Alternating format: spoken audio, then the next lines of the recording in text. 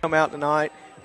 It's not going to do anything for them as far as playoffs is concerned, but you want to finish the season strong, so you just got to go out and control what you can control. And these are two teams that we know they're going to come out here and they're both going to run the football. Yeah, absolutely.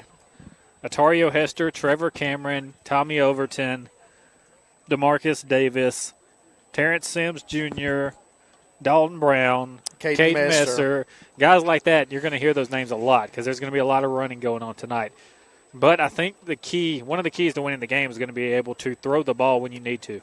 Yeah, absolutely, and that's going to, that's a key component with any offense who has a run-first style of offense.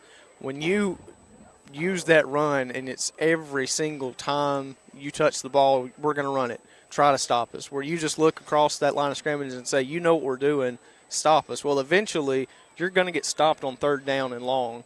Can you pass the ball on that down when all eyes are on your running backs? Can you pass the ball on that down to get a first down and maybe even a touchdown? And that's going to be the difference in the game. Who can, because we know that both teams can run. We know that both teams are physical. But tonight, which team can pass the ball when they need to? That's going to be the difference in this game. Also that and just special teams is going to be the difference maker. Special teams definitely going to be a difference maker. These two teams, the last time they played in the regular season was 2011. We were both in high school then. That was, that was my sophomore year, I believe, the last time they played. Wedowee came over to our place. We played them, and Wedowee won big. And there was a skirmish that happened at the end of the game, but we won't really talk about that. Wedowee won the last time these two teams played, and they have won the majority of times that these two have played. But I talked to Dalton Brown, who's the quarterback of Wadley. I talked to him last week as soon as we got done with the game, and the first thing he said to me was, we're beating Wedowee. They're coming in here. They're overlooked, underrated, underdog, but they want to come out on top. Yeah, and you can use that mentality to rally a group of kids to perform better than what they should, where talent becomes talent kind of is stripped away and it's overtaken by heart. And if you can overpower the team that you're facing simply because you want it more, then that's definitely a factor. And that could definitely happen tonight because, as far as size and manpower, Wadley is the underdog tonight. They're a smaller school, and they're coming in and facing Randolph County, but they are just as fiery in their gut as far as wanting a win. They want it. You can tell these guys warming up, they're ready to play some ball. And I think it's going to be a tight game tonight. I've been saying this all week and kind of coming up to this game. I think Wadley is the only team that can beat Randolph County at their own game. If anybody's going to do it, it's going to be Wadley because they have the linemen to do it. They have some beef up front. Yeah, they do.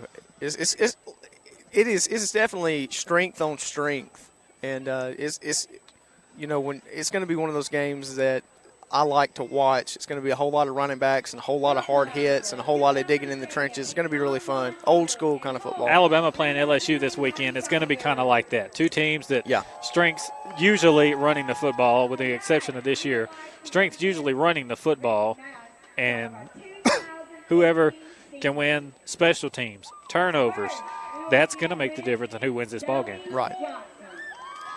So we're going to take a 3-minute break. You're listening to Area High School Football on Eagle 102.3. Transport is always on call and always there when you need them. And we hope you don't need them, but if you do, call 256-357-2222 or 1-800-757-7367. They are your reliable emergency and non-emergency transportation, the highest quality of service. Southern Ambulance Transport is always ready. Call 256-357-2222 or 1-800-757-7367. Life is a tough game, and when it gets tougher, say from auto accidents, falls, or even medical conditions, the Expert Rehabilitation Services can get you back in the game. Nowhere can you find better rehab services than the Rehab Center at TRC, formerly known as the Inn. New name, same great service with intensive physical, occupational, and speech therapy 6 days a week. Our therapists are trained in hip and knee replacement, strokes, amputations, cardiac disease, and many other debilitating diseases. The Rehab Center at Trailers Retirement Community covers East Alabama and West Georgia's premier rehab center. Call 334-863-3500. You know, some of us were just born with dull or discolored teeth, but they don't have to stay that way. In just about an hour, Dr. Michael Edwards can give you that $1 million bright white smile you've always wanted. That's all the time it takes in his office, or you may elect to do it at home. Dr. Edwards also offers a convenient 3-week at-home whitening program. Both are completely safe and approved by the American Dental Association and the FDA. Don't let dull or discolored teeth keep you from smiling. Call Dr. Michael Edwards in Wedowee for an appointment or consultation at 256-357-2882. Eye Care of Alabama, efficient and effective eye care close to home, proudly supports Randolph County, Hanley, Woodland, and Wadley high school football teams and academics. Dr. Mohan and the staff at Eye Care of Alabama offer cutting-edge technology, and they strive for excellent outcomes with every patient to get the best vision and medical eye care possible. Protect your eyes and vision with regular eye exams. Care credit and most vision and medical insurances accepted. Eye Care of Alabama in Roanoke, Heflin, and Piedmont. Learn more about our services online on Facebook, Instagram, Twitter, and on our website. Call 844-480-2020. Go Teams. Why choose Southern Union? Between working and family responsibilities, I thought I'd never be able to go to school. But Southern Union offered flexible schedules for both day and night courses. At Southern Union, I was able to take classes that gave me hands-on experience to aid in my future career. I really needed a calculus class, but couldn't fit calculus into my schedule this semester. So I went to Southern Union, and it transferred back to my university. Keep going at Southern Union. Your journey has just begun. For more information, visit suscc.edu. Here at Bain Heating and Air Conditioning, we're proud to offer service you can trust, along with Linux products that can keep you comfortable and save you money. This fall, Bain Heating and Air Conditioning is offering up to $1,600 in rebates on a brand new Linux system. So call us today at 1-800-894-3353 or visit us online at nheatingandac.com. Proudly offering Linux products. Just another way we make you feel better. AL number 12072. You're listening to Alabama Area High School Football on Eagle 1023 and online at eagle1023.com. Welcome back. So this week, a week full of rivalry games. A big one going down at right field tonight between the Clay Central Volunteers and the Hanley Tigers. What are your thoughts on that, Micah, being a Hanley alum? I'm sad I'm not there. Yeah. This is going to be a really fun game to watch, but, you know, when Hanley plays Clay County, being a Hanley alum, you want to be there to watch that game. They're always instant classics. No matter how bad either team might be that year, you know, if there's a gap in between talent, it's always a good game. And when they're equal on talent, it's even a greater game. And so tonight, there's been some things that have been shared on social media and some things that have been said, and it only adds fuel to the fire. And it's going to – I got a feeling it's going to get a little chippy tonight. I really feel for the referees because I feel like this one could get out of hand. Yeah. Because all the chirping that's been going on all the social medias, that's gotten a lot of people mad. And when they get – I was telling Eric, when they get between the numbers and between the hashes on the football field – there could be a big-time issue. Yeah, and that's the truth. And, you know, quite honestly, looking at the game coming into this week, I was kind of leaning on the Clay County side because they are a really good team this year. And Hanley has lacked consistency, although they have done very well being consistent the last couple of weeks. How about Devontae Houston last week? Absolutely, 20 carries, 309 yards. His first game back since Elmore County. He hurt his knee. Came back last week. Hanley needed the win to get a home field playoff game, and he came back with a vengeance. 20 carries, 309 yards, and 3 touchdowns. So I think with the stuff that's been said, plus the rivalry atmosphere, and it being just a game that, well, it's at right field, you know. So it's senior night. You've got home field advantage. I think that I'm going to flip on how I felt at the beginning of this week, and I think Hanley's going to pull away with the win tonight. And I think it could get ugly. Yeah, it's going to be a close one. And speaking of Clay Central, you talked about their losses. If you look at the losses they've had this season, they lost to Benjamin Russell the first game of the year, which that was the first game of the year, first game that Coach Horn is back at Clay Central. They lose that game. They lose by a late field goal to Jasper, and then they lose on a last-second field goal. We all know what happened there against Mortimer Jordan. Right. They lost to that one. But Jasper and Mortimer Jordan, they're both 1 seeds in 5A. Really good football teams, both inside the top 10. Ben Russell, they are 4 seed in 6A. But you have to look at it. They play in the same region as Opelika, so it's tough. Yeah. So those are all really good teams that you lost to. They're no slouch. No. Those guys can play ball. And Yeah. Hanley's losses came to Childersburg, who's not in the playoffs. Holtville got the 3rd seed. How about that? Holtville is How in the about that? playoffs. How about that? Never thought I'd live to see the day. I didn't either, but Holtville is the number 3 seed in the playoffs. Yeah. That's what a quarterback change can do for your team. I don't know how that kind of feels like an Alabama situation. It's like, if he's this good, how did he not play the whole year? Yeah.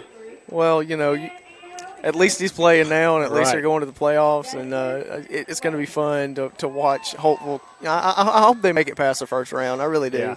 I really do. That'd be fun. And playoff pairings for Hanley. They'll play at home playing Trinity Presbyterian.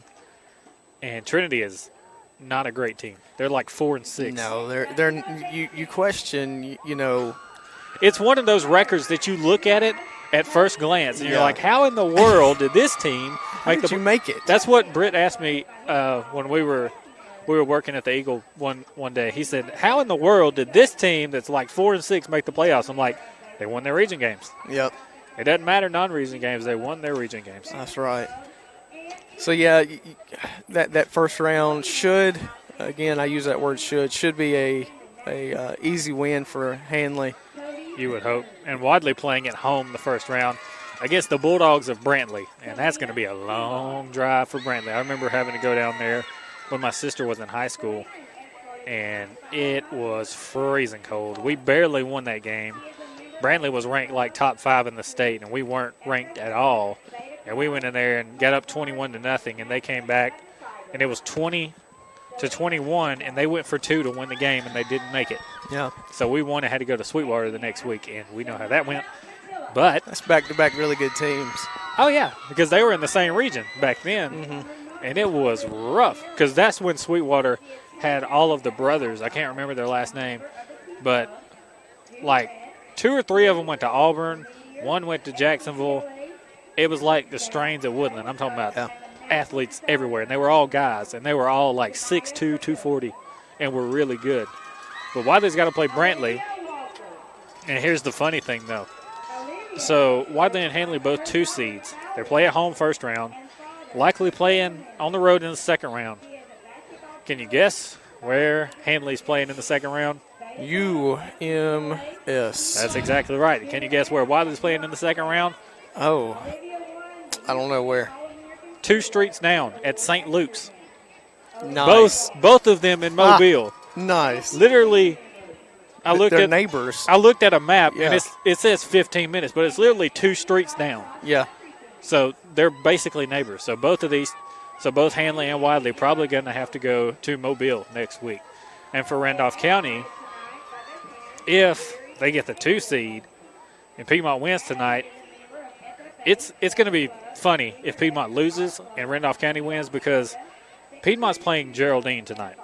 So if Geraldine beats Piedmont and Piedmont is a 2 seed, the second round playoff game will be those 2 again.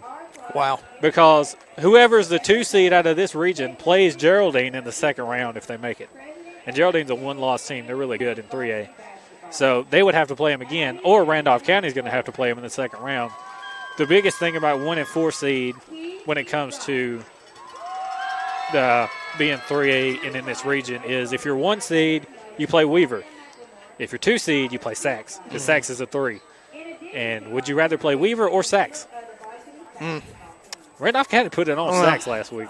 I don't know. Yeah. But Sachs was number 1 in the state all year until Randolph County ran them through the ringer last week. I think though that having done that, you want to face Weaver. Yeah, I think so too. Having done that, if it were a closer game, if it hadn't have been such a beat down, then yeah, give me Sachs again. But since it was such a bad loss for Sachs, then you definitely want Weaver. And it's going to be rough for Sachs because they'll have that first game on the road, and I think they'll win that one. But their second game, they're likely playing Fultondale. Mm-hmm. And Fultondale's quarterback is the best thing at Fultondale since Ardarius Stewart. Jason Jones is his name. We watched him last year when Randolph County had to travel up there and play him. And he is very, very talented. He's a D1 athlete. He's got an offer from Alabama, I know of. I'm not exactly sure where he's going or if he's signed to go anywhere. But he is fantastic.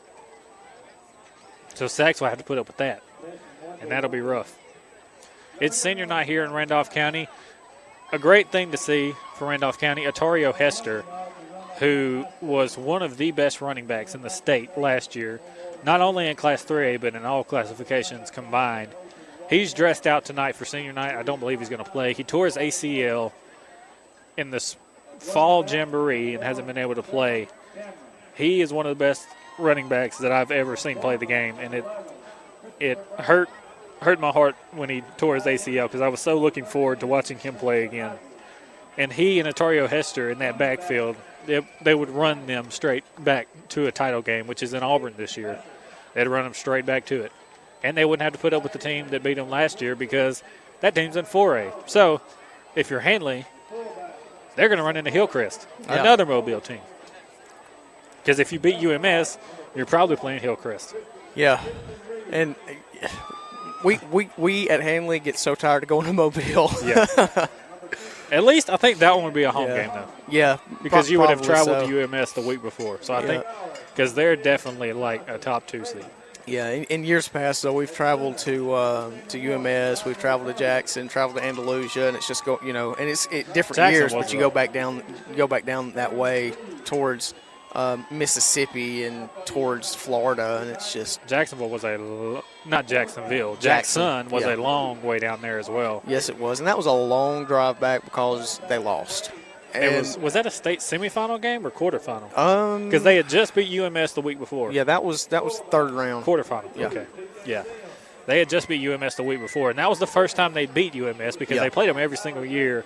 Darius Finley was the quarterback. Darius Finley, Ladarius Phillips. Ladarius Phillips Whaley. had a game that they put the him UMS in. game. They put him in a Wildcat. A 6'2", 6'3", 250, 60-pound guy in a Wildcat formation. It was just hilarious. It worked. Yeah, it was great. They tried that against Jackson the next week, and I was listening to it on the radio. Yeah. And it wasn't working. Oh, it was pitiful. And see, for years, Handley had a real superstitious about it, and so was Coach Battles. Coach Battles is probably the most superstitious person I've ever met when it comes to football. But we couldn't win a game after Thanksgiving. We couldn't win the playoff game. Very and so true. that year, it didn't help. But that year, he said he didn't want them eating Thanksgiving meals. Yeah. And so he was like, go be with your family, but I don't want y'all eating Thanksgiving meals. But if they did or didn't, it didn't work because they lost. So that happened with us. We were playing basketball, actually. It was JV basketball. And we were like 20-1 going into the county tournament. And on Thanksgiving, we were on a streak. So Coach Sparks had us practice on Thanksgiving and was like, don't go home and eat too much because I'm going to need y'all come county tournament. And supposedly we went home and didn't eat that much. And we ended up winning everything. And we finished like 29-1 that season. Yeah. But the same kind of scenario is like, don't go home and eat too much because then you'll get slow. Yeah. I love Coach Battles to death, though. He's super. Oh, we're about to do the flag.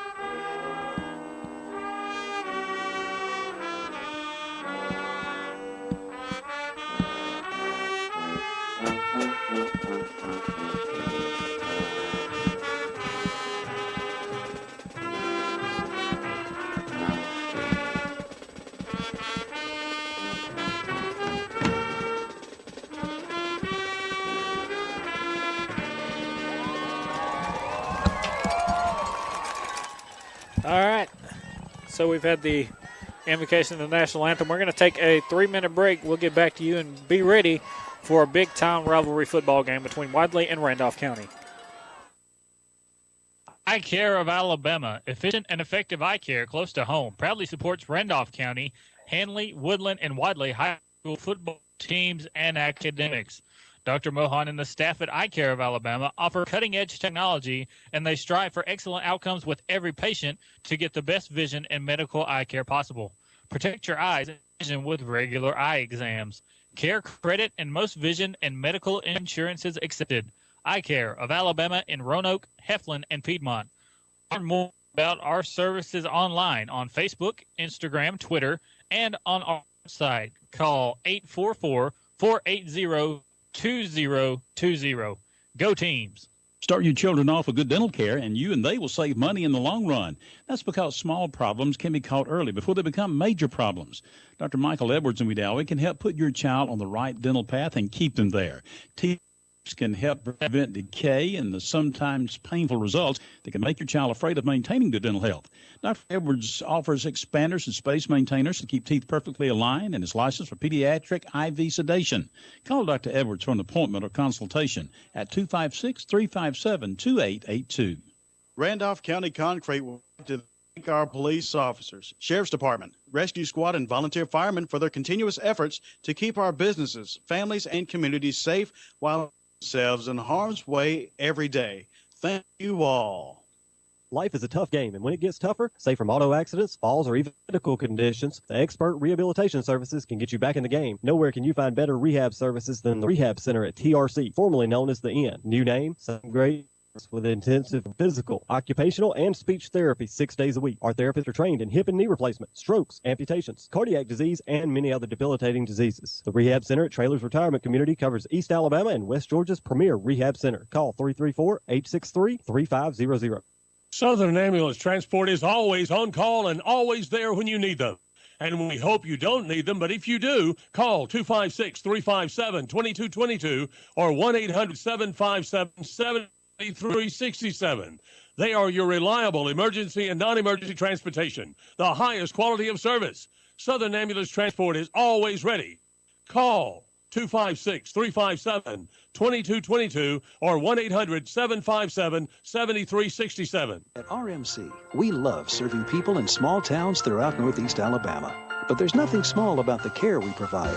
For example, we're a member of the UAB Cancer Network, have been awarded the Blue Distinction Award for Cardiac Care by Blue Cross Blue Shield of Alabama, and are rated in the top 5% in the country by the Commission on Cancer. It's not about the size of the town. It's about the strength of our regional health system. Regional Medical Center. Advanced technology. Advanced care. You're listening to Alabama Area High School Football on Eagle 102 and online at eagle1023.com. All right, so we just had the coin toss. The Bulldogs won the coin toss, and they will receive.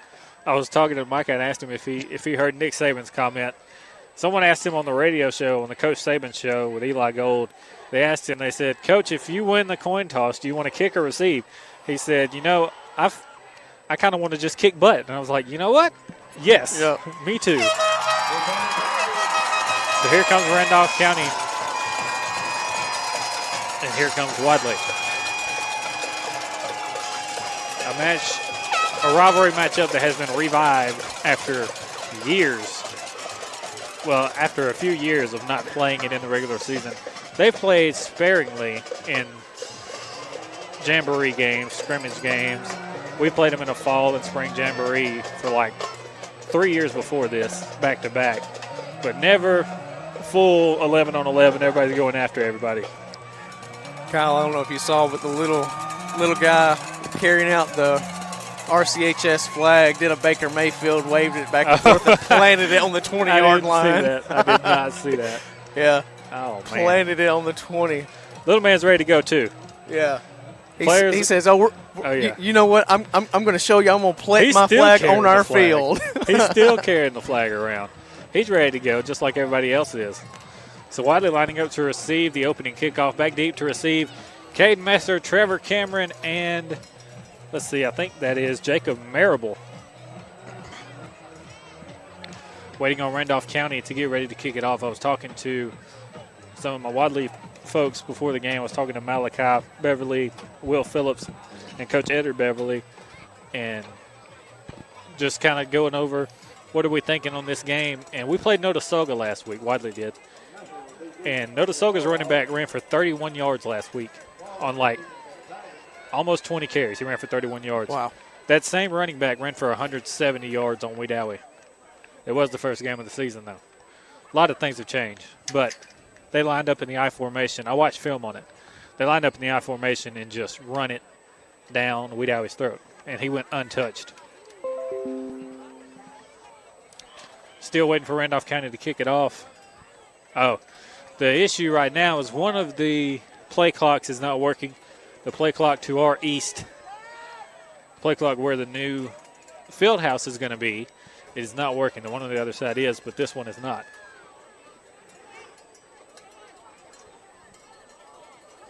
Well, so to kick off for Randolph County, number 7, Trey McFarland. They had McFarland warming up at quarterback some. I wonder if he'll play quarterback, not this year, but let's see. Yeah, not this year, but next year. He's only a junior, and he's 6'2" already. He might play quarterback next year. Referee still talking it over. I guess they're trying to get this play clock working before we kick it off here. It's kind of as delayed. long as you got one. Yeah, at least you got one. With all the hype and all the build-up, everybody was ready to go, and then the referees are like, no, we can't. There we go. There it is. All right, now we're getting ready to kick it off. Ready, break. Yeah, really. The referees were huddled up on the Randolph County logo at midfield, and they just kind of called the play and said, ready, break, and now we're getting ready to kick off. This ought to be a fun one tonight. It's not Halloween anymore, but we sure do have a treat for you tonight with the Bulldogs and the Tigers.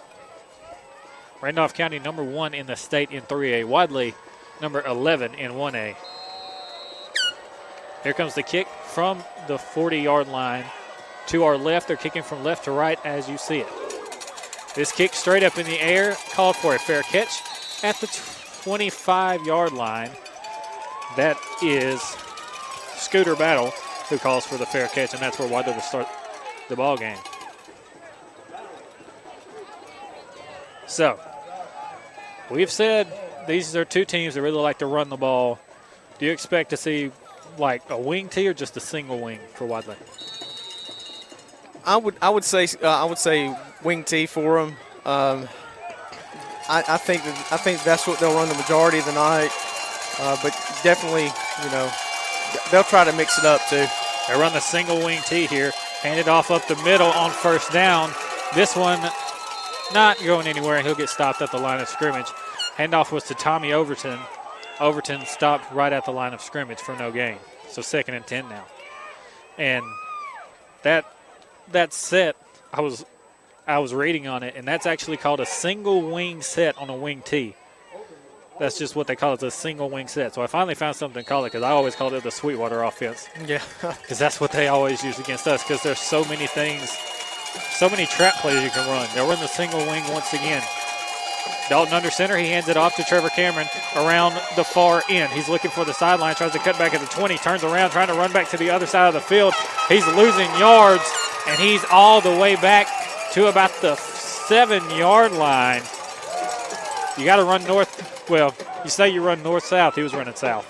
Yeah, you can't run backwards. You have to continue to move forwards. And if you're going to run east-west like he did, trying to run side-to-side, looking for a hole, you definitely just want to turn it up when there's nothing there. You don't want to run backwards, because that's exactly what's going to happen. You're going to lose about 20, 25 yards doing that. He was looking for a big play there, but couldn't make it happen. Single wing set once again. Dalton under center, hands it off up the middle on a fullback dive, and this will get him a gain of about 2, but it's going to be 4th and very long, so they're going to have to punt. And what you did there is you gave the Wadley team a little bit of fire in them, because now they think that they did something, but in all actuality, you did that to yourself. You did it to yourself, exactly. So now Elijah Beverly back deep to punt. He's standing with his feet in his own end zone. Back deep to receive for Randolph County is number 10, Dante Jordan. Jordan standing at about the 50-yard line. The punt, spiraling kick way up in the air, bounces at the Wadley 40 and takes a Wadley roll to the 46-yard line, and that's where Randolph County will start 1st and 10 on the Wadley 46. A great field position for the Tigers. Yeah, this is going to be good starting field position, although I do think that this could have been a whole lot worse for this Wadley team. It was a really good punt, and the punt could have been much shorter, but they get a break, and they've got Wedowee on about the 45-yard line, 44. And what we're going to see is a lot of Atario Hester for Wedowee. Oh, no doubt. So they'll line up in the I formation. Davis under center. He'll take the snap, hand it off up the middle to Dante Jordan. And Jordan will get a short gain on the play.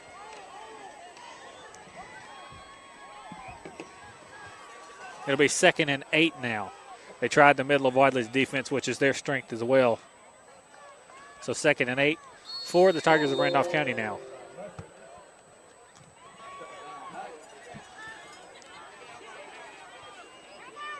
They line up in the wishbone set. And there was a false start. False start on the fullback as he moved.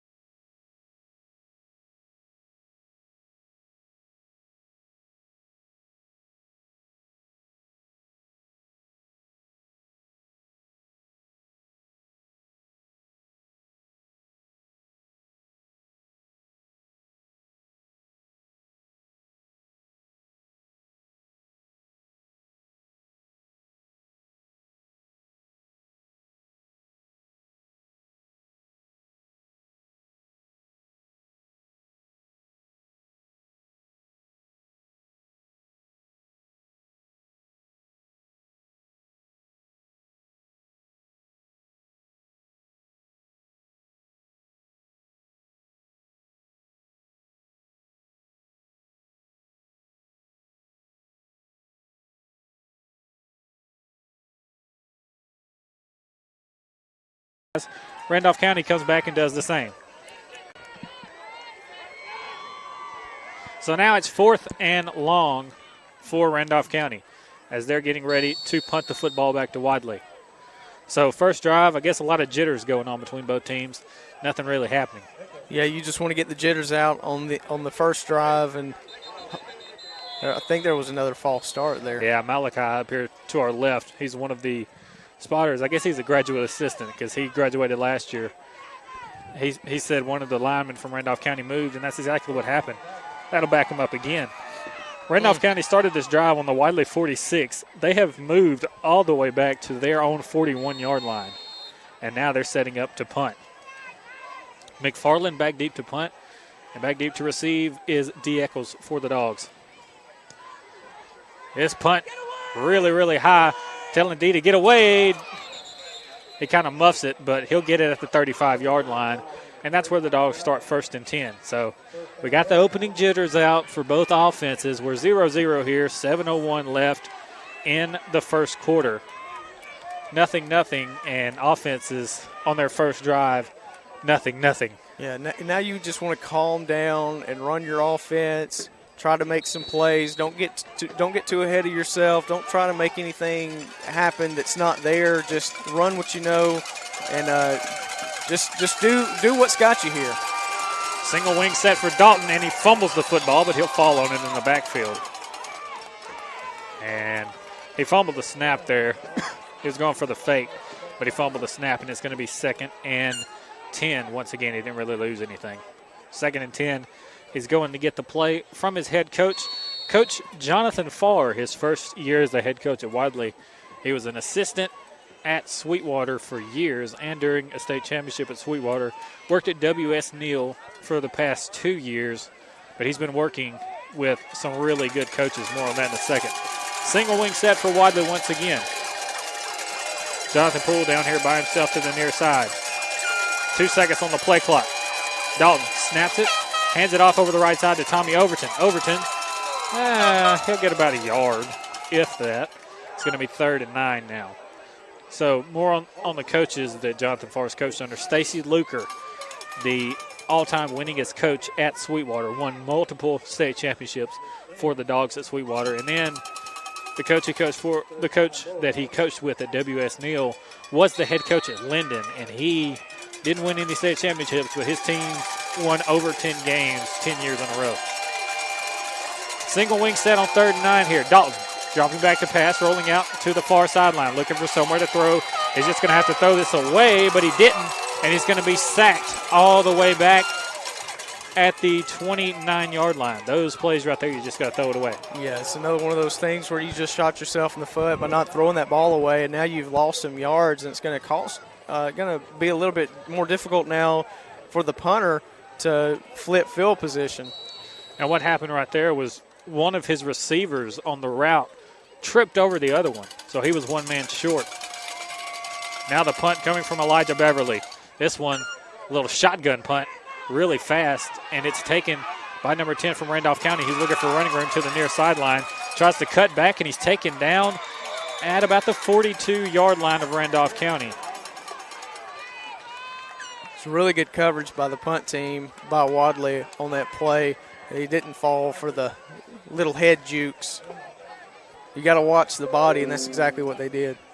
So now here comes DeMarcus Davis and the Randolph County Tiger offense. RCHS ranked number 1 in the state in Class 3A, and that says a lot when right now they're tied for first in their region, and if Piedmont wins, they're going to finish 2nd. So the number 1 team in the state might not even be the region winner.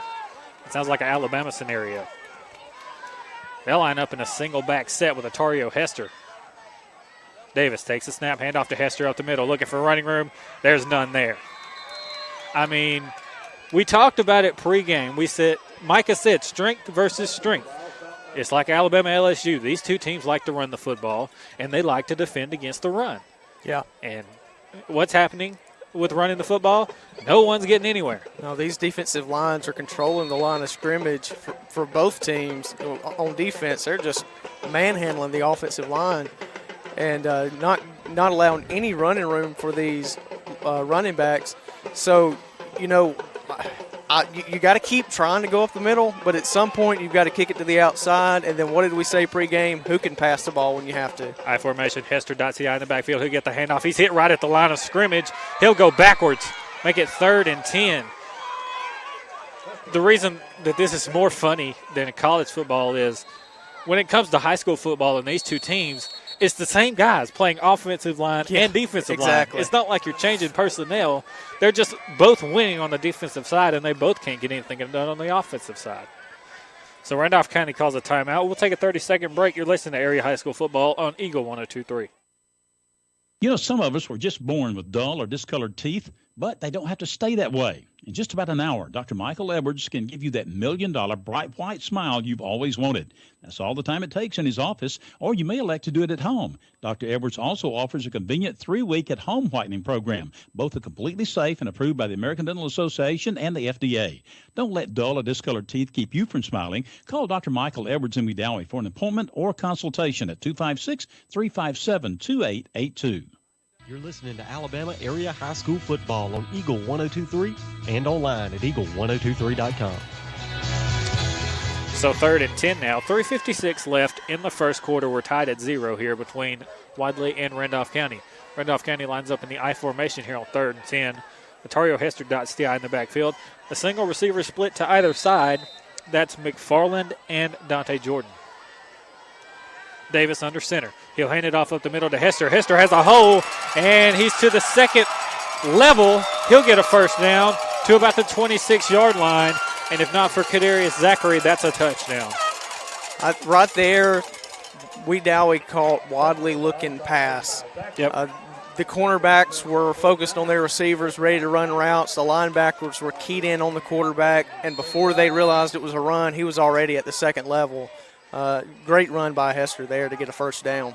Just luckily for them, Kadarius Zachary was there to pull him down from behind, which was close to a horse collar because he grabbed him right around the collar to try to pull him back towards him. Yeah, it was nice that his hand was up way too high, but he stayed with him, dropped his hand, and then pulled him down. That was a really good play mentally. I formation. Here's the handoff up the middle to the big fullback, number 22. That is Sims, Terrence Sims Jr. He'll get a gain of 1 on the play, make it 2nd and 9 now. So now they're back in run defense mode. So 2nd and 9 now for the Randolph County Tigers. They have the ball at the Wadley 26-yard line. This is the closest anyone's come to the red zone. Nevertheless, the end zone. 2 minutes left in the first quarter. We're tied at 0 here. This matchup between two big-time running programs. 7 seconds on the play clock. They line up in the I formation. Hester dots the I in the backfield. Davis snaps it. They run a triple option. He tosses it out to Hester in the backfield, and he's hit at about the 17. He's going to be close to a first down. He might have gotten it. Otario gets a little help up there from Tommy Overton. Looks like he'll be about a yard short of a first down.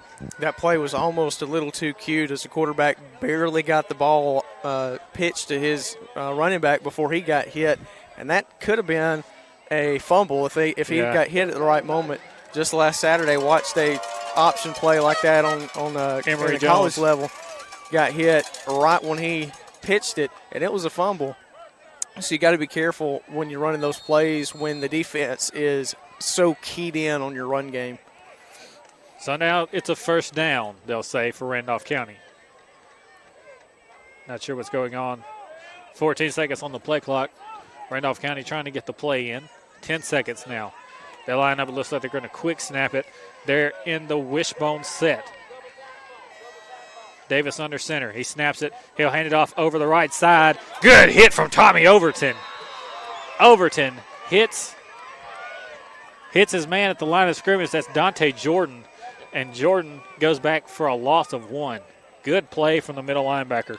There was a bit of a hole there, but it closed. Jordan hit his own man, and it stopped his momentum, and it got closed by Tommy Overton quick. They were trying to run a little misdirection, faking it to Hester and giving it to the other side to Dante Jordan, but it didn't work.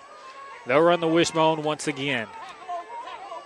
Sims under center, takes a snap, handoff over the right side. Dante Jordan once again, and they'll get a little bit of a push, and he gets 5 yards on the play.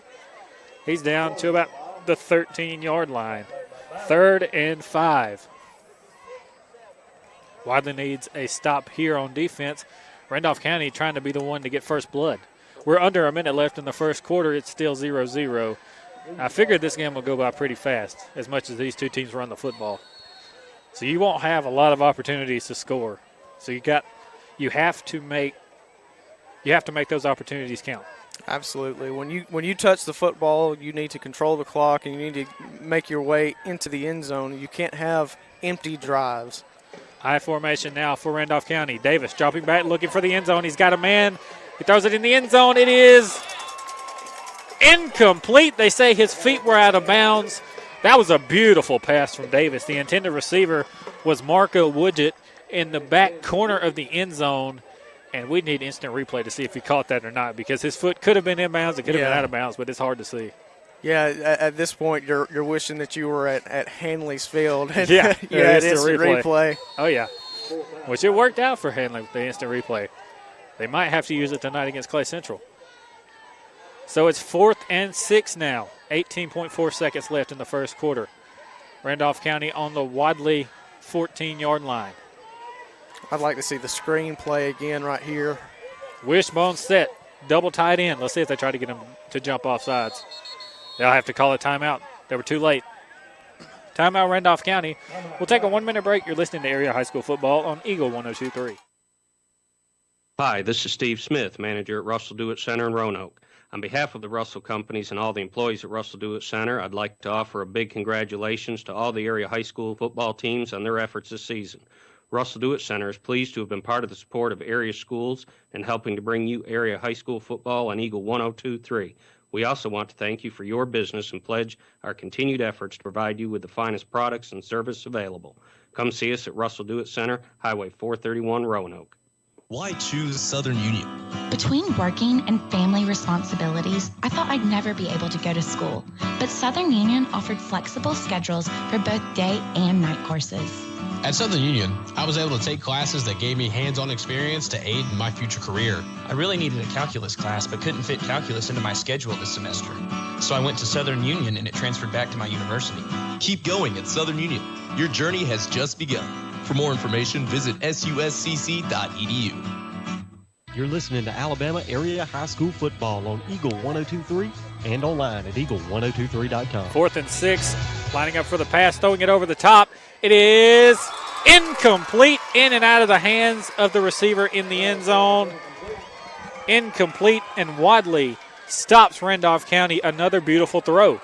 Once again, Davis puts it up in the end zone for Marco Woodgett, and this time it hit him in the hands in the end zone. He just couldn't come down with it. Yeah, that was just a tremendous throw and a great effort. You got to come down with that ball when it hits you in the hands, and his foot was down right inside the boundary there. That would have been a tremendous play. You got to catch that ball when it hits you in the hands like that. Power eye set for Wadley. They'll toss it to the far side to Trevor Cameron. Cameron looking for the edge, and he's cutting down from behind at the line of scrimmage for no gain. That's the end of the first quarter. We're tied at 0 here at Ron Waters Field in Randolph County. You know, so far I got to give it to this RCHS defense. Both defenses, Wadley and RCHS, have not given anything up the middle. And usually when you don't give much up the middle, you leave yourself open to the tosses out wide.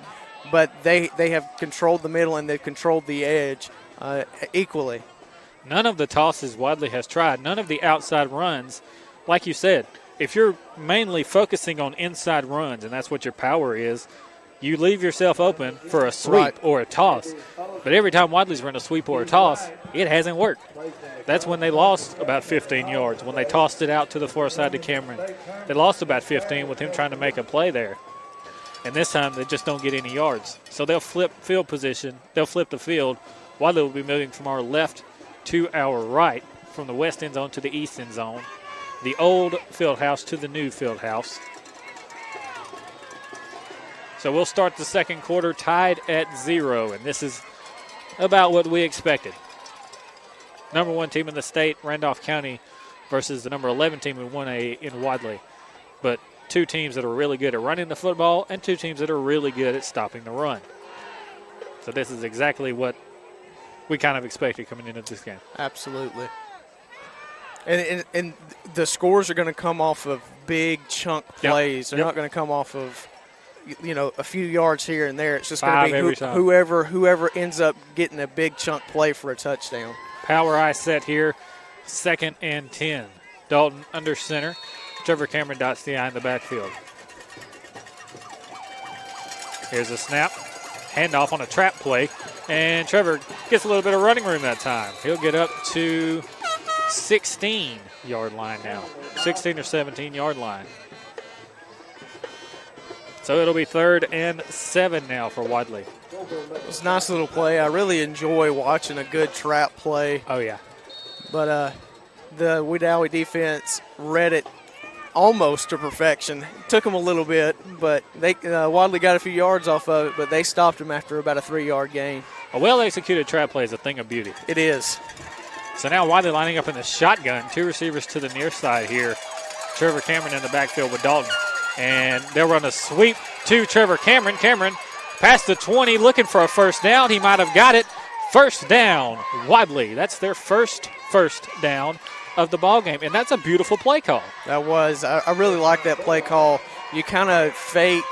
After running a successful trap, you kind of fake the trap and then hand it off to your running back and let him hit the edge.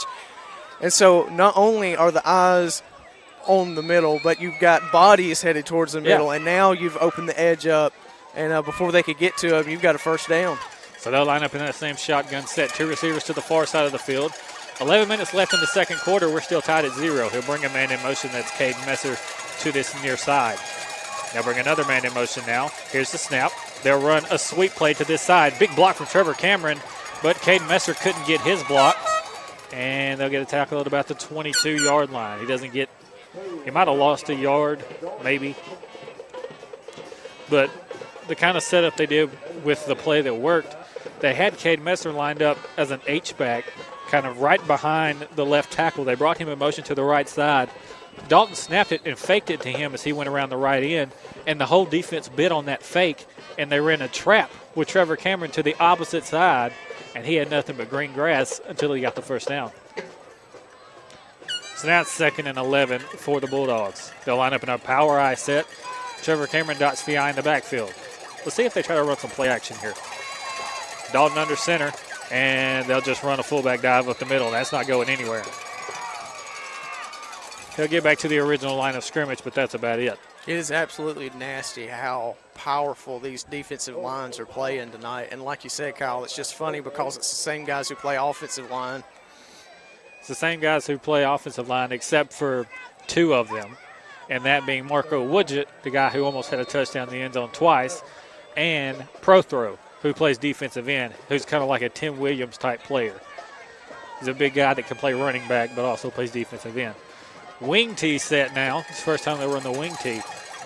Dalton under center. His wing backs, Trevor Cameron and Caden Messer. They'll run it to the far side. That was a beautiful play from the defensive tackle to this near side of the field. He chased that down from his defensive tackle spot 5 yards into the backfield. And I honestly don't think he was even touched. He just made his way into the backfield quick. So now it's 4th and 12 for Wadley. They'll be forced to punt once again. Back deep to receive, number 10, Dante Jordan for Randolph County. Still no score with 8:40 left in the first half here. Here's the snap to Elijah. Elijah gets a beautiful kick to about the 48-yard line. That's where it's taken by Dante Jordan, and he's taken down at the Wadley 46-yard line. This is going to be one of the keys to this game. Dante Jordan is trying. He's trying to make something happen, trying. and you have to. And you have to try. And you don't score points on fair catches. You know, and you might get hit, you take a risk of even fumbling or muffing the ball, but you have to try to score when the offense isn't getting it done. You have to try to score on special teams. So kudos to Jordan for trying to make something on special teams. There's a flag on the play, and it's on Wadley. So Coach Prestridge elects for Wadley to punt once again. Holding on the offense. So Wadley will have to punt again after the beautiful punt from Elijah Beverly. Dante Jordan gets another shot at it. And like you said, he's trying. And the special teams is what's going to come down to winning or losing this ball game. And there's no doubt about that, because the offenses are struggling on both sides. Randolph County's got more first downs than Wadley. They're doing a little better job of running the football, but still, they haven't gotten the end zone yet. So this is going to come down to special teams, big time. Randolph County was the guy short. Here's the snap, and it's picked up and fumbled in the end zone. He'll throw it out, and that's going to be a touchdown for Randolph County. The snap to Beverly went high. That's why Prestridge wanted him to re-kick. The snap to Beverly was high. He tried to jump up and get it, and he muffed it off his hands, picked it up in the end zone, and instead of kind of kicking it out of the back of the end zone, he threw it forward. And when he threw it forward, he threw it right into the hands of DeMarcus Davis, the quarterback for Randolph County, and he took it in for a touchdown. Yeah, that's one of those plays when you kind of wish that your punter would have taken the ball and thrown it behind him for a safety. Yep. And the PAT is up, and it is good. So Randolph County 7, Wadley 0 with 8:22 left in the first half. We'll take a 1-minute break. You're listening to Area High School Football on Eagle 102.3. Start your children off with good dental care, and you and they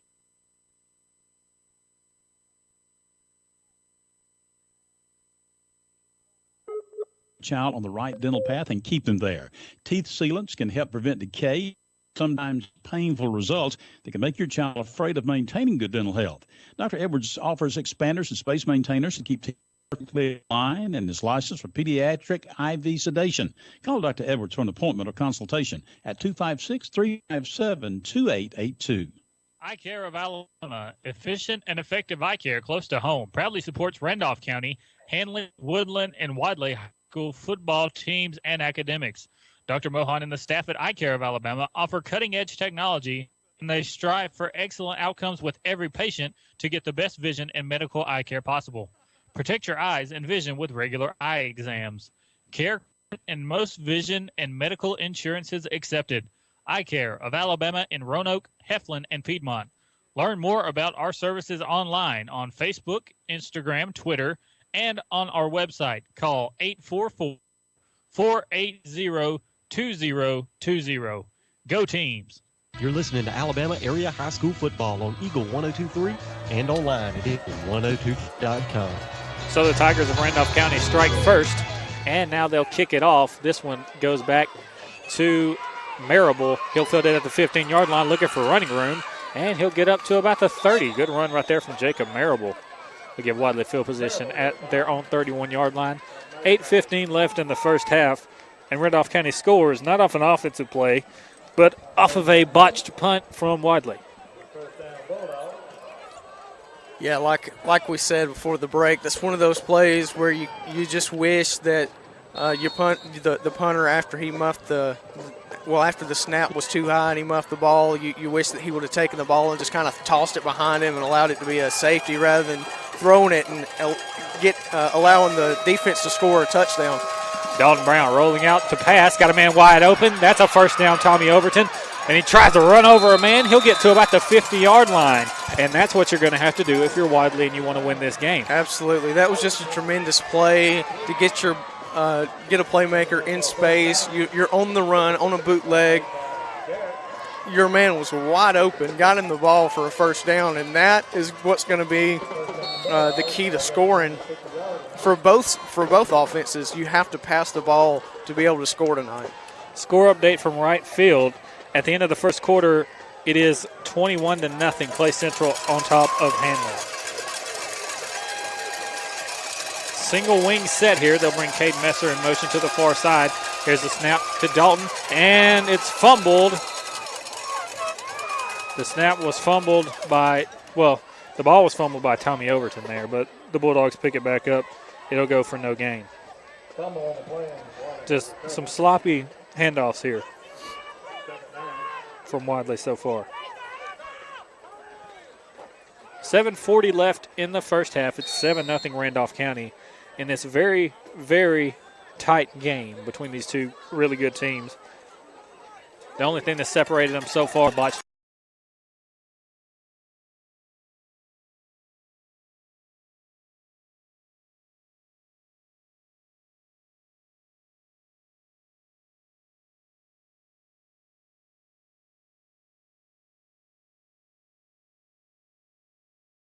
Yard line for the Wadley Bulldogs. They're in the power I set. Trevor Cameron dots the I in the backfield. Dalton rolling out to the far side looking for somewhere to throw. He's going to have to run it. He's going nowhere. He'll lose a yard on the play and make it 4th and 11 now. He was absolutely devoured by 3 Tigers on that play. Just hit him all at the same time. Trying to make something out of nothing, but it just wasn't happening for him. They told him, welcome to the jungle, and they ate him alive. Yeah, absolutely. So now Elijah back deep to punt once again. And Elijah punting once again, his last punt muffed and given to Randolph County for a touchdown. This one hoping for a different result. And Coach Cofield is saying one of the defensive players jumped. but no flag, and a beautiful punt from Elijah.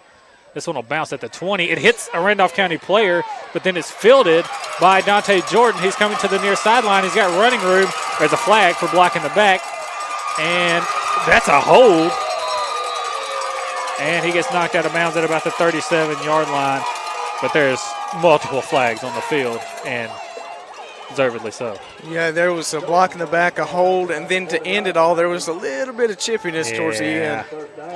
Block in the back on Randolph County. So the block in the back was as soon as Dante Jordan got the ball and started running this way. The hold was Tommy Overton was on this side, and he had broke down to make the tackle, and Marco Woodgett came over and kind of hugged him. And then Marco fell to the ground, and that's where the chippiness came in because Tommy got in the face of Marco Woodgett. That's where the chippiness came in from, but he was telling him he didn't like being held. Yeah. He said, I ain't a baby, don't hold me.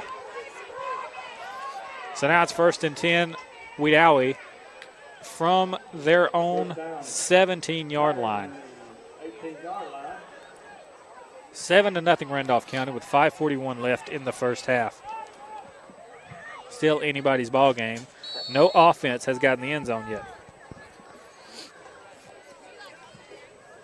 Randolph County's been the closest offensively, and they had 14 men in the huddle. So they're going to take a timeout as they tried to run people off late, but it was too late. They'll take a timeout. We'll take a 1-minute break. You're listening to Area High School Football on Eagle 102.3.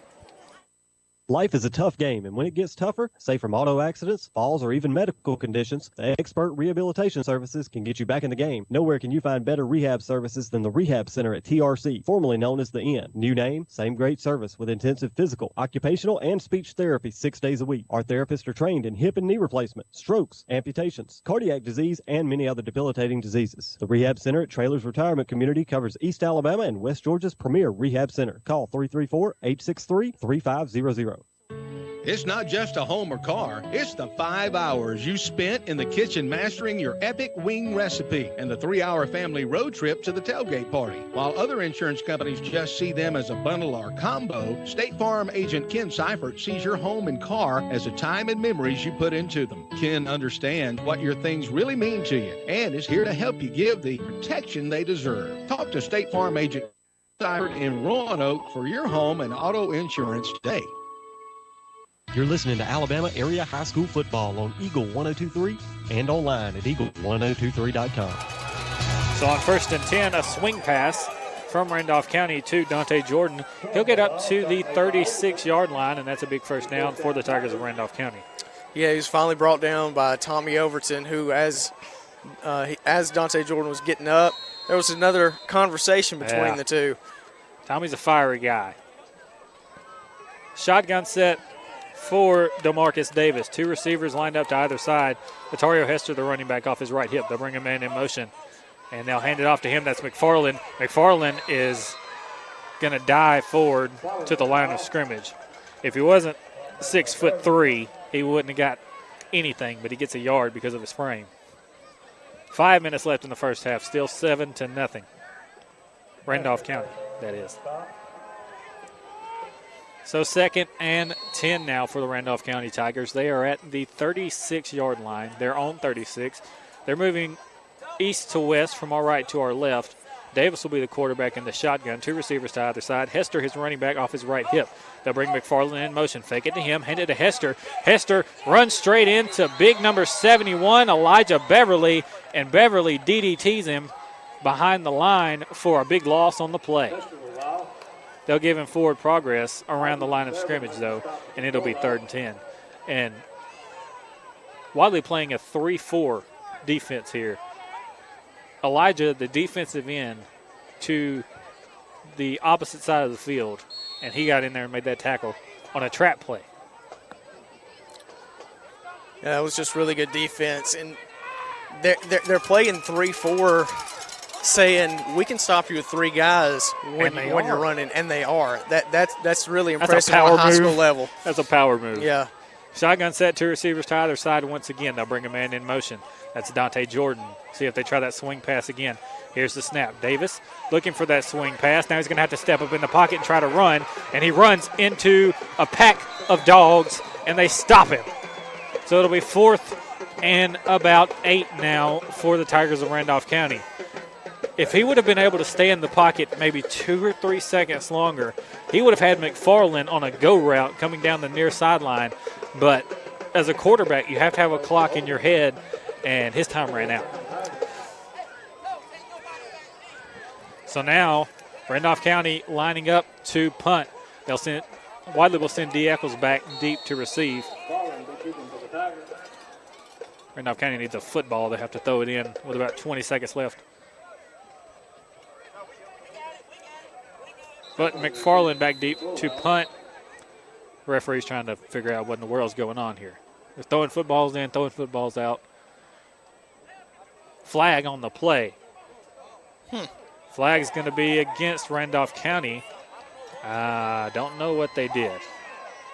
And no one knows what they did. Mr. Whitehat's just pointing to the Wadley sideline. Yeah. He didn't show any. Coach Pretchers is like, you're pointing at me, but what did we do? Yep, and I'm not going to give you any explanation. Still 4th down. They lost 5 yards. They lost 5 yards, so now back deep to punt once again. It's McFarland. Snap a little high, but he'll pick it up. Oh, it is blocked by Wadley's, partially blocked. And Wadley will fall on it at the Randolph County 46-yard line. It looked like Chris Hodges, number 13, got back there, got his hands up and partially blocked that one. Special teams. And the punt barely got a first down. Yeah. Wadley was very fortunate for that to take a roll like it did, and the Wadley Bulldogs didn't jump on it any earlier. They were lucky that a lineman got his hands on it. Yeah. Because if that was a skill player, that might be 6. 2 minutes, 36 seconds left in the first half. It's 7-0 Randolph County, but Wadley can try to even it up here on this drive. Single wing set. Caden Messer, the wing to the near side. Dalton takes a snap. They run a trap play to Trevor Cameron, and Trevor is tackled behind the line of scrimmage for a loss of 1. I don't know who came in from that Randolph County defense, but they almost took the handoff. Yeah, it was the whole right side of that defensive line. They just pushed down. Yeah. Somebody almost took the handoff. That was absolutely phenomenal defense. So 2nd and 11 now. Wadley's going to have to spread it out. Running the ball ain't working for either team. You're going to have to spread it out. Now Wadley will line up in the single wing set to the near side. Trevor Cameron, Tommy Overton, the backs in the backfield. Dalton snaps it, rolling out to the near side, looking to throw. Throws it. Caden Messer, and Caden drops the ball at the 41-yard line. Caden would have had a big gain on that play if he could have made the catch, and it hit him in the hands. It was a great pass. Yeah, he just started thinking about running. Number 19 for this Randolph County defense, Keyshawn Garrett, was there at him but didn't have a very good angle. Wouldn't have made a tackle, I don't think, because Caden Messer is a very quick back for this Wadley team. And with as fast as he is, he might could have made it to the end zone. Yeah, it very well could have been a touchdown on that play, but you got to make the catch before you start running. So a power I set here, 3rd and 12. Here's a snap, toss to the near side. And McFarland back in the backfield, didn't make the tackle. Trevor is going to bounce up once again. Trevor got hit in the backfield by McFarland, who blew through the block of Tommy Overton. But he couldn't make the tackle, and the Wadley players have kind of stopped blocking at that point, and they should have kept blocking. Well, you don't make a tackle by grabbing somebody and then throwing them. You have to wrap up. And so he grabbed him by his jersey and decided to throw him, but balance is a running back's friend, and so he just stayed on his feet. And like you said, they quit blocking. But if they just stayed blocking, he could have got some yards upfield.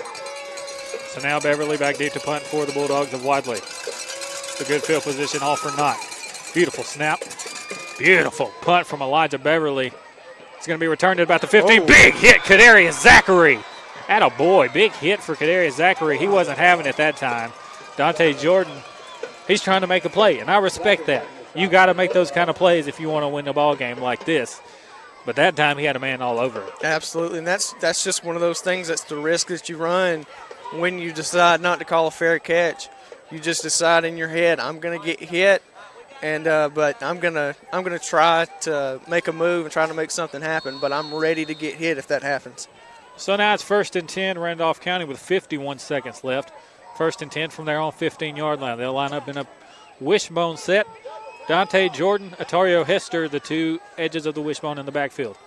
Here's the snap. Fullback dive. This is going nowhere. Once again, just running it up the middle is not working.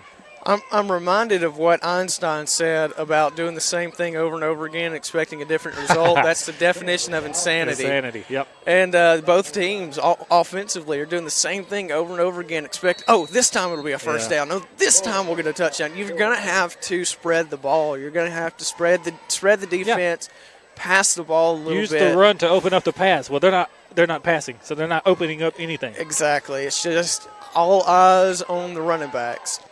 Wishbone set once again. Davis under center takes a snap, handoff to the near side, and just insanity down there. Yeah. He gets a gain of about 1. The same exact play they ran previously.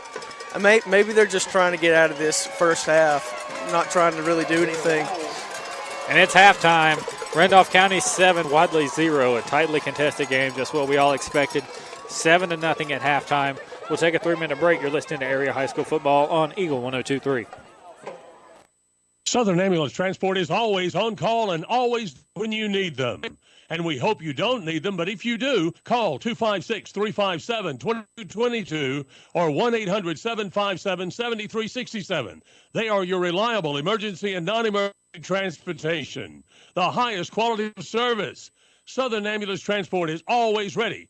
Call 256-357-2222 or 1-800-757-7367. You know, some of us were just born with dull or discolored teeth, but they don't have to stay that way. In just about an hour, Dr. Michael Edwards can give you that $1 million bright white smile you've always wanted. That's all the time it takes in his office, or you may elect to do it at home.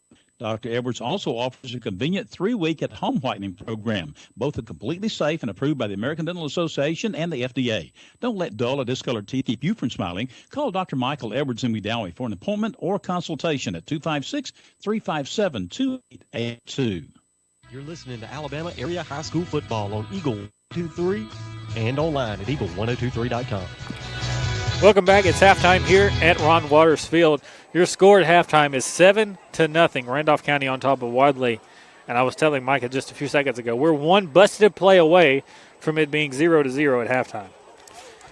Yeah, like we said before the game started, that it was going to come down to special teams and it was going to come down to who can pass the ball. Well, a special teams play has got us the only score on the board, and it was just a bad snap and a bad decision by the punter. Instead of allowing it to roll out of the end zone or throwing it into the end zone or falling on it in the end zone and allowing a safety, he took the ball, threw it, and it was snagged by a RCHS player, and they got a touchdown. But aside from that, offensively, nothing. Piedmont Geraldine in the first quarter, they had a bit of an issue between Piedmont and Geraldine. The power was out at the football field, so they finally got the power back on. They're at the end of the first quarter, and it's tied 0-0 there. 21-0 Central on top of Handley right now. That was the last we got. Still looking for another update, but that was at the end of the first quarter. 7-0 here. Not bad at all, but not what you want if you're a Wadley fan or a Wadley player. Halftime update. Cartersville playing Troop tonight in a big game. Cartersville up 28-3. I actually gave Troop. I was thinking Troop could win that game because by the numbers, Troop was actually playing better than Cartersville, but you know Cartersville. Other games around the area. Woodland playing Donahoe tonight. That's their last ball game of the year. Donahoe's been doing really good this year. Can't find a score update on that one. But it's 7-0 here. Randolph County on top of Wadley. And if you're Wadley, what do you do going into the second half to try and get some points? Pass the ball. Yep. I would actually I know that they have more than two formations. We've seen them. I would open up the playbook, jump into some new formations. I'd get out of the wing tee. I'd get out of the under center single back, formations with a fullback to the to the side of your quarterback. I would jump into some spread it out formations. Even if you're still under center, just put two wide on some either options side. out there. Absolutely. Chris Hodges is one of the best receivers on this football team. Hasn't really been able to go out for a pass tonight as we try to run the ball a lot. But for Randolph County, what do you do on offense? Their offense has moved the ball better than Wadley's has, but they haven't been able to get in the end zone either. Yeah, I would quit trying to run it up the middle. Start trying to get to the edge because Wadley is trying to get it to the edge, but the Wadley offense has not tried to run to the edge. Their big plays have come off of plays run through the middle or pass plays. I continue to run it up the middle, but I'd start trying to hit that edge, and I would start passing it a little bit more. The one screen pass that they've called was about a 40-yard gain. I'd run the screen a little bit more, run a swing pass a little bit more. I mean, the short passes have worked for them. I'd start doing both that. Teams. Yeah, I'd start doing that. And then use that to open up the run rather than just continuing to run up the middle and knowing good and well you're only going to get about 6 inches. And it ain't going to work. So 15 minutes left. We're going to take a break in a second, but first, I want to shed a little bit of light on something. November is Epilepsy Awareness Month, correct? That's right. So shed a little light on that real quick. Well, I was diagnosed with epilepsy. For those of y'all that don't know what that is, it's a seizure disorder, and it's the fourth most common disease, neurological disease in America. Anywhere from 2 to 3 million Americans suffer from it, and every 4 minutes another individual is diagnosed with epilepsy. 1 in 26 people will have a seizure in their lifetime, and it'll go unexplained. And out of those 1 in 26, 1 in 4 of those 1 in 26 will develop a seizure disorder in their, it becomes a reoccurring thing. And worldwide, there are 65 million people that suffer from epilepsy, and there's no cure for it. Some people they have it controlled with medicine. Luckily, I'm one of those that mine are controlled with medicine, but there are a lot of people out there who do not. It's not controlled by medicine. There's a lot of research going into it, trying to find a cure for it, because there's still a stigma about that disease. People, when they find out that somebody has epilepsy, there's just a negative stigma with it. And this month, being November, it kind of gets left in the shadows of the month prior to us. October was breast cancer awareness, and I'm all for that. Yeah. But we're in that shadow here in November, and then there's Thanksgiving. Everybody's like, "Oh, Thanksgiving, right. food." So I love food as much as the next person, but there's things that we need to kind of prioritize there. Absolutely. So the thing that October is pink. November is purple. So for everybody out there listening, wear purple to raise awareness for seizures and epilepsy and even Alzheimer's. It's Alzheimer's Awareness Month too. So wear purple for Alzheimer's and epilepsy this month. I was talking to someone about Alzheimer's and that disease, and that's one of the deadliest diseases that's not curable. There's no cure for it. Cancer, you have chemotherapy, radiation, all kind of stuff like that, and you can beat it. But when it comes to Alzheimer's, they don't really have anything as a cure for that yet. Right, and just like Alzheimer's and epilepsy, there are medicines that can kind of control Alzheimer's. Right. But it kind of just slows it down. Yeah. Right. It can't stop it. Right. And you can control epilepsy, but it doesn't take it away. Yep. But chemo can take the breast cancer away. And, I'm one seizure away from brain damage that's irreversible, and somebody with Alzheimer's is, they're continually in a regressive state, and they're getting worse and worse. And so just wear purple this month and get the word out, spread the word about neurological disorders, and let's start giving some money to those types of research so that one day we can find a cure for seizures and Alzheimer's. And there's doctors working diligently every day to find cures for things like that, things like epilepsy and cancer, Alzheimer's, stuff like that. But they need funding. They need help. And this kind of stuff is going to take time because it's a very complex thing to try and figure out. It's going to take a lot of time and a lot of money. We may never see it, but maybe our kids or grandkids' kids, maybe they'll see it. So maybe one day we'll have a brighter future and somebody won't have to go with won't have to deal with the things that we had to go through. Absolutely. All right, so wear your purple for all November. I was at work all day. I was thinking if I had any purple. I don't think I have any purple shirts. I texted Chance and asked him if he had any purple stuff. Yeah, I wear a purple bracelet all month. Yeah. And I would wear it all the time, but I feel like cuts into your circulation. Yeah, but I feel like people would. It would kind of lose its meaning, so I only wear it in November. Yeah. There's just a lot of bad stigmas when it comes to like mental health issues and all kind of stuff like that. It's like, oh, just suck it up, everything's okay. Right. That's not how it works. And there's still a lot of jobs that you can't get because they consider it a disability. Exactly. And so, I understand I can't fly a plane. I wouldn't want to fly a plane. Yeah, I get that. I understand. But, when you fill out the application, do you have any disabilities?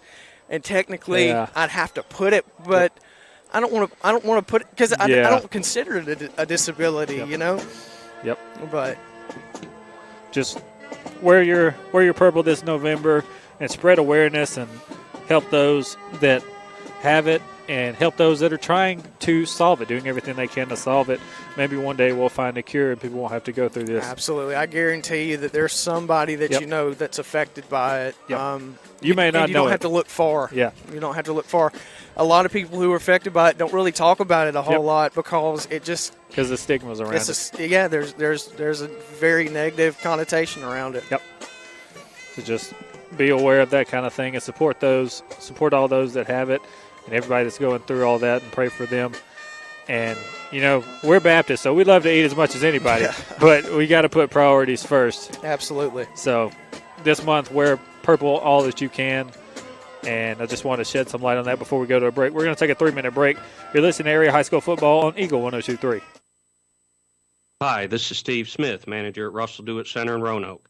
On behalf of the Russell Company and all the employees at Russell Dewitt Center, I'd like to offer a big congratulations to all the area high school football teams on their efforts this season. Russell Dewitt Center is pleased to have been part of the support of area schools and helping to bring you area high school football on Eagle 102.3. We also want to thank you for your business and pledge our continued efforts to provide you with the finest products and service available. Come see us at Russell Dewitt Center, Highway 431 Road. Why choose Southern Union? Between working and family.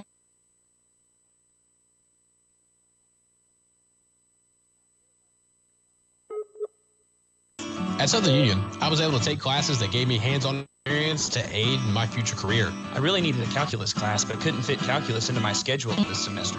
So I went to Southern Union, and it transferred back to my university. Join at Southern Union. Your journey has just begun. For more information, visit suscc.edu.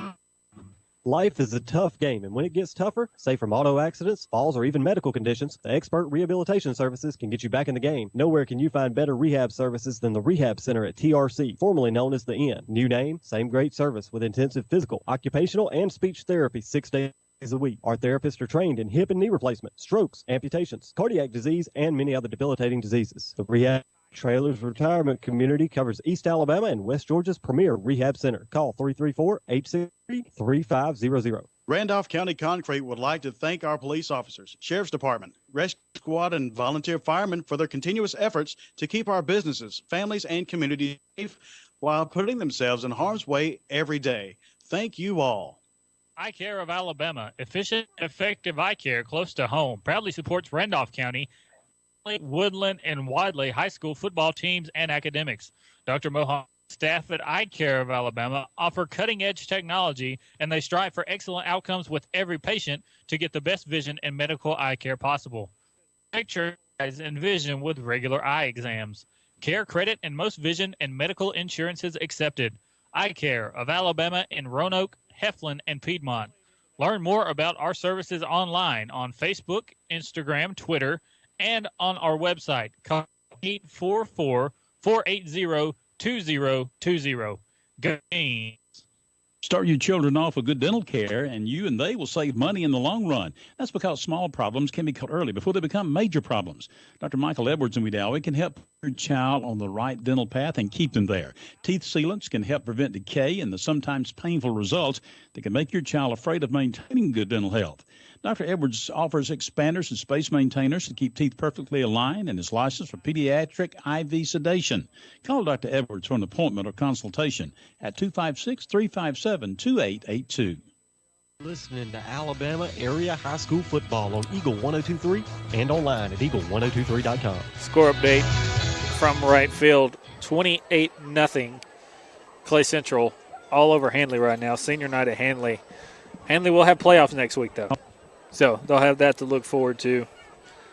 Just senior not going so well. Geraldine is up 6-0 with 5:47 left in the second quarter. So a reminder, if Geraldine beats Piedmont and Randolph County beats Wadley, Randolph County is the number 1 seed and they win their region. So there's a lot of ifs, ands, buts, and whatnot about that. But that is definitely a possibility, and that's looking like it could happen. So it's time to get to a very fun part of our broadcast, college football. And we have talked about our college football picks. We didn't get to do this last week because Michael wasn't able to be with us. There's more important things going on. But this week we're back, and guess who's number 1 and number 2 in our fantasy league? Me, Micah, and my dad, and Brother Derek. Yep. Brother Derek's number 1. Micah's number 2. I'm 1 point behind him, and I tell him, and I tell everybody who joins our league every year, I say, if you jump off to an early lead, don't get too excited. It is a 14-week game that we play. Yep. And actually what kind of helped us was one of our guys that are playing, Eddie Ray, he forgot to pick. Oh, and Eddie was in first. Yeah, he was in first, and he was in first by a long shot. Yeah. And he 7 games went unpicked before he finally picked his 8, 9, and 10 games. So that's why Eddie fell behind. Yep, and it allowed me and my dad to jump up to first and second. But just to show you how far ahead he was, he only got, I think, 8 points last week, and he's still in 4th place. He's tied for 3rd because I'm right behind him. He's tied for 3rd. I'm right behind him. So this week, Penn State, Michigan. I have 1 point on this one because it could go either way. I don't believe in Jim Harbaugh yet. I don't. I don't believe and people say, but he had, by people I mean Skip Bayless. Yeah. Oh, he had a signature Colin win. Coward. He had a signature win against Michigan State. Wow. Has he had a signature win against Ohio State yet? I don't think so. That being a signature win is a lot like saying if Nick Saban beat Troy, that's a signature win. Yeah. That'd be a pretty good win with how good Troy is right now. Michigan State this year isn't Michigan State from 2008, 9, 10. This isn't Kirk Cousins, right? Michigan State. Right, absolutely. This is an okay Michigan State team. An average, very average Michigan State team. Barely in the mix as a dark horse, Michigan State. And so if you're calling that a signature win, then I'm not bought in yet. But I do think Penn State having to go to Ann Arbor. Playing the big house. Trace McSorley has just not been the same quarterback after the Ohio State game. So, he was great in that game, but then you had the 4th and 1 situation where you didn't put the ball in his hands, which I still don't know why. But you didn't put the ball in his hands, and so I think it's going to come down to running the ball, and I think the best running back is on Michigan's team. I don't think that Penn State has the ability to be able to run the ball. Saquon's trying to save New York Giants right now, so you don't have him anymore. Right. But so even he can't save I think him. Michigan's going to win this game. I think it's going to be close, and it's really flippy-floppy for me, but I think Michigan State wins the game. Yep. I've got Michigan. And you're talking about, statement wins. It would be like if Alabama beat UAB, because I looked at rankings, and UAB is ranked ahead of Auburn. Yeah.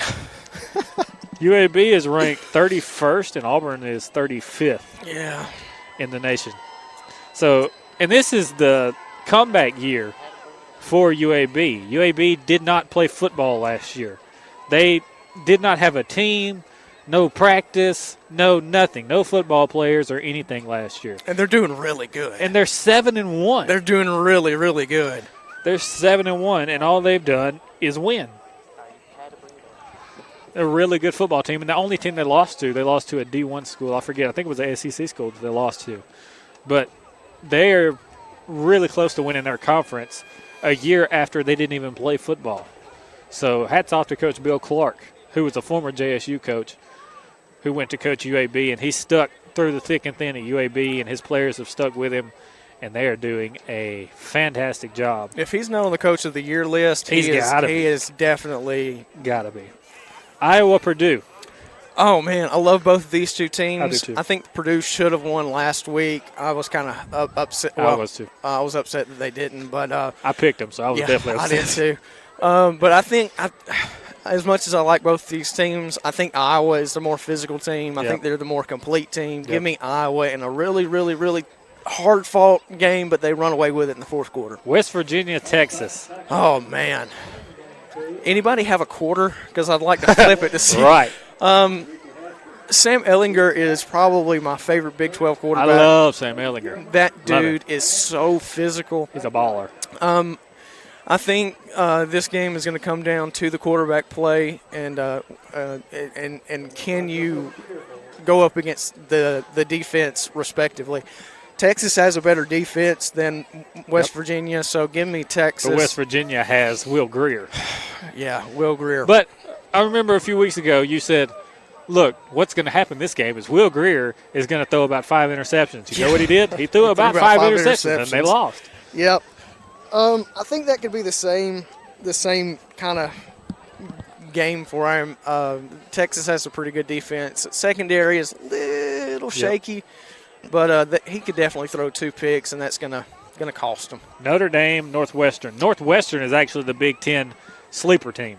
Northwestern is. They almost beat Michigan last week. Northwestern is a beast of a team. Yep. I love Pat Fitzgerald. Yep. He is the man, probably the most underrated coach in college football. Love him. Yep. Love Northwestern. And at home. Love their program. I mean, they play lights out football. Oh yeah. However, there's always a but in these conversations. But I don't think they can pull it off. Yeah.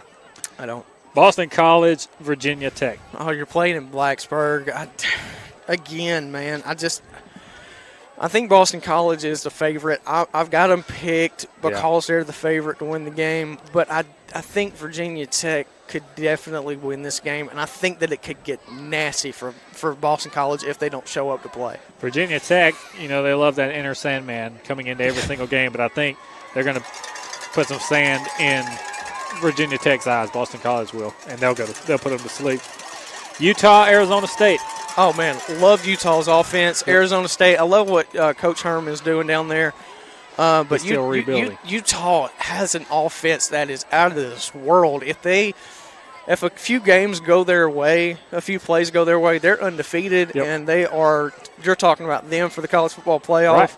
I think they're one of the best teams in the country. Give me Utah big on this game. Washington, Stanford. I think Washington's going to win this game because I think it's going to come down to throwing the football, and I think Jake Browning is a better quarterback. Also, Stanford just can't finish a game. They're a lot like Hanley this year. They just can't finish. So Washington can. I think they're going to win this game. Houston, SMU. I got Houston big. Nasty. Yeah, I got Houston This big. is going to get nasty. Houston, Ed Oliver's back. Yeah, Ed Oliver up for the Heisman as a defensive tackle. That's about all you need to know. Yeah, give me Houston all day. Georgia, Kentucky. Real quick, I think Georgia wins this game. I got Georgia. Bama, LSU. Bama, 52-13. Yep. He said that before the game. He's sticking with his guns. I got Bama as well. Bama big, of course. They asked. It's going to be 28-3 probably at halftime. They asked some former Bama players what they thought about the game, and Minka Fitzpatrick said 42-10, and they asked Julio Jones. Julio said 42-17. So I'm like, that's close. So I'll take that. Here comes the kickoff from Wadley. This off the side of the foot of Aaron Reeves, and it's taken at about the 37-yard line, and that's where Randolph County will take a knee with it. They didn't call fair catch. They just caught it and took a knee with it. Another quick college score. So Texas A&M's playing Auburn at 11 a.m. tomorrow. Kellen Mond against the Auburn defense. I'm gonna watch that game. It's gonna be super fun to watch if you like to watch lopsided games, because it's just, and I said in the first of this year Auburn's a top 10 team, but goodness, they've looked ugly. So on 1st and 10, a run to Otario Hester. He'll pick up 9 yards on the play. That was kind of a busted play because Chaz Harmon from Wadley jumped off sides beforehand, so everybody had kind of stopped except for Otario Hester. They ended up getting 9 instead of just getting 5. So it's 2nd and 1 now from the 47 of Randolph County. So Randolph County got the ball to start the second half. They're up 7-0 here in this third quarter. The only touchdown this game has happened on a botched punt from Wadley. Wishbone set. Here's the snap to Davis. Handoff up the middle. Hester hit from behind. He'll get the first down as he keeps those legs turning. He'll get down to the Wadley 49-yard line. He'll have a first down. All they needed was 1. That was a good run and a good play call. And, going back to Auburn really quick, a mutual friend of ours, Caleb Wilson, told me at the beginning of the year, and I laughed at him, and so did another friend of ours. He said, Auburn's going to be lucky to go 8-4, and I said, please. Yeah. And now it's – Caleb usually knows what he's talking about. He's kind of a sleeper picker. Yeah. He's usually pretty good at that. Well, he said that he picked that based on trends from year to year. Auburn has a good year, then a bad year. Good year, bad year. He has like Moneyball kind of stats going on. Dropping back to pass Davis. Big hit from behind. Chris Hodges just cleaned Davis's clock. He came from his defensive end spot and lit him up. I don't know how he still held on to that ball. I don't that either. Was a hit, man. And he had a guy wide open. That's where his eyes were, but my goodness, he got waylaid. And the worst part about that is that's your blind side 1. Second, nobody touched him. This is a guy that's first team All-State defensive end 2 years in a row, and nobody touched him. Normally those kind of hits are saved for MMA. That was absolutely terrifying. That's against the law in 50 states. Wishbone, they'll toss it to the far side, looking for running room. There he goes down the field. That's number 10. He's looking for the end zone. Kadarius Zachary takes him out of bounds inside the 10-yard line. Big 1st and goal now for Randolph County. Kadarius Zachary took a phenomenal angle running him down.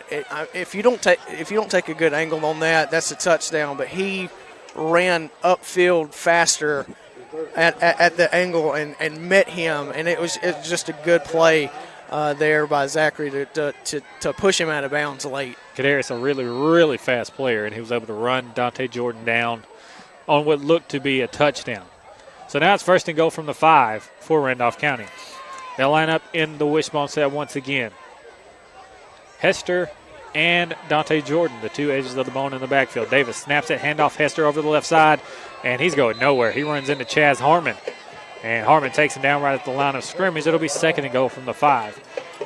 Now, I wouldn't say a bad thing, but a rough thing about being stopped at the 5-yard line, you think, okay, well, it's just 1st and goal. But if it's just 1st and goal against this defense, you may not even get it in. That's what I was going to say. I was going to be bold and predict that Zachary prevented a touchdown, period. Yeah. He prevented any points.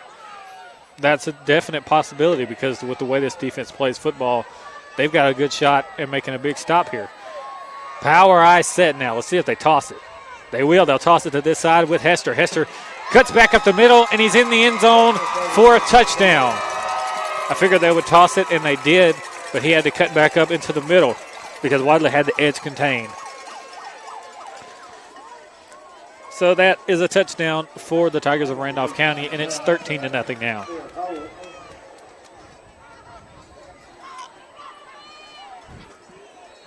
So now on to kick the PAT is Braxton Daniel. Here's the snap. The kick is up, almost blocked, but the kick is up, and it is good. Randolph County 14, Wadley nothing with 9:02 left in the third quarter. We'll take a 30-second break. You're listening to Area High School Football on Eagle 102.3. Why choose Southern Union? Between working and family responsibilities, I thought I'd never be able to go to school. But Southern Union offered flexible schedules for both day and night courses. At Southern Union, I was able to take classes that gave me hands-on experience to aid in my future career. I really needed a calculus class, but couldn't fit calculus into my schedule this semester. So I went to Southern Union, and it transferred back to my university.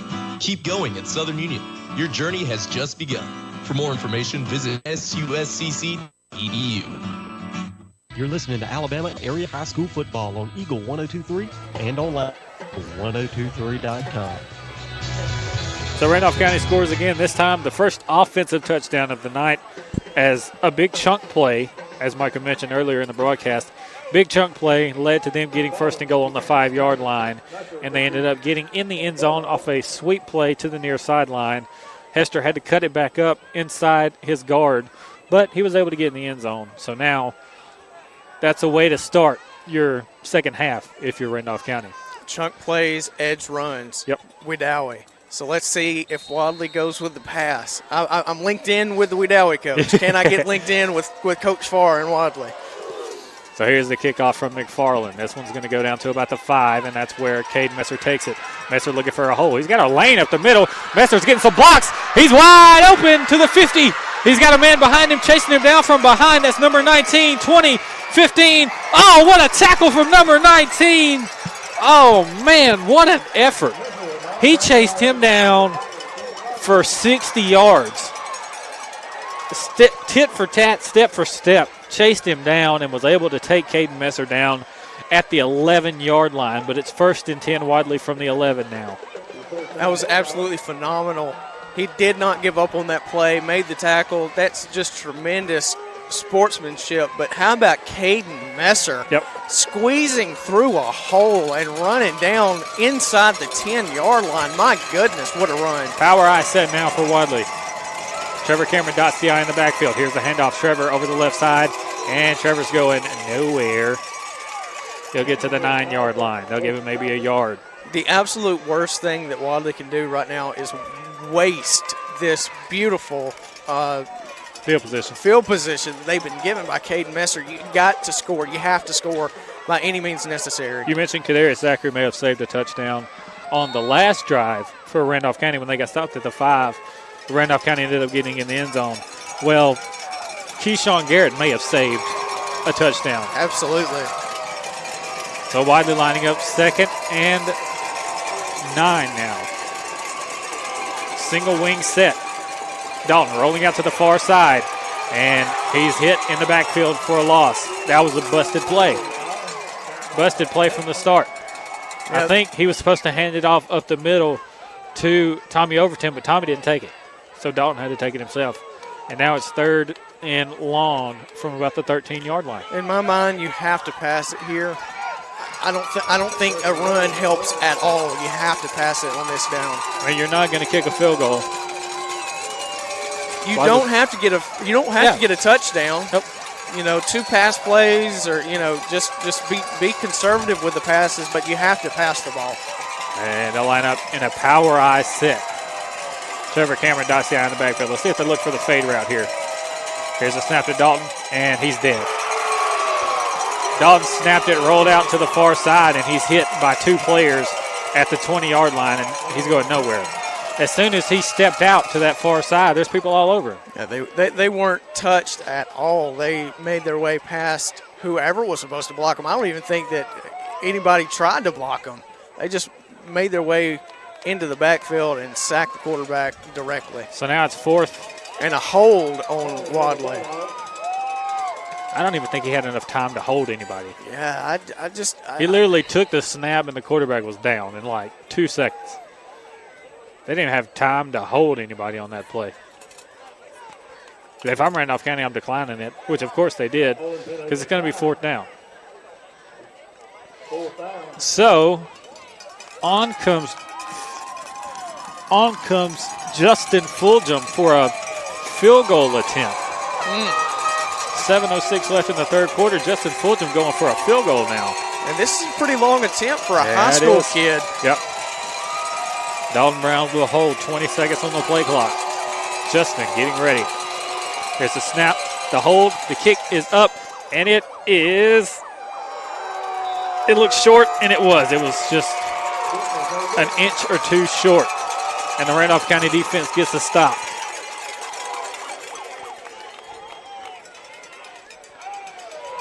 And like I said earlier, Keyshawn Garrett saved a touchdown. 6:50 left in the third quarter. Tigers up 14-0. So here comes DeMarcus Davis once again after a big touchdown drive on the last drive. You know, you can go back to those Wadley play calls, and you could say, you can make an argument about, play call this, play call that. Well, there was no blocking, so it didn't matter what the play call was. I formation, Hester dots the I in the backfield. Two receivers to the near side. They'll toss it this way. Looking for running room is Hester, and he runs into big number 13, Chris Hodges. He'll get stopped at about the line of scrimmage. Make it 2nd and 10, or 2nd and 11 as he loses one. Wadley can play as good a defense as they want, but if they don't get in the end zone, they're not going to score. They're not going to win. That's right. You got to score, and they haven't been able to score.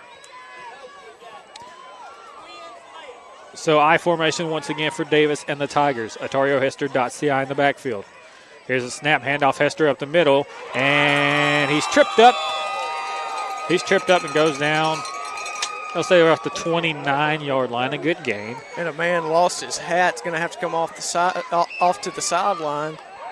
And that's a starting offensive lineman that lost his hat on that one. So it'll be 3rd and 1 now. Wow, they could really use a stop here. I formation. Let's see. They're actually going to call the play in. 17 seconds left. We'll see what they do here. You're definitely going to show what you're made of if you can stop this offense right here. Wishbone set. Davis under center.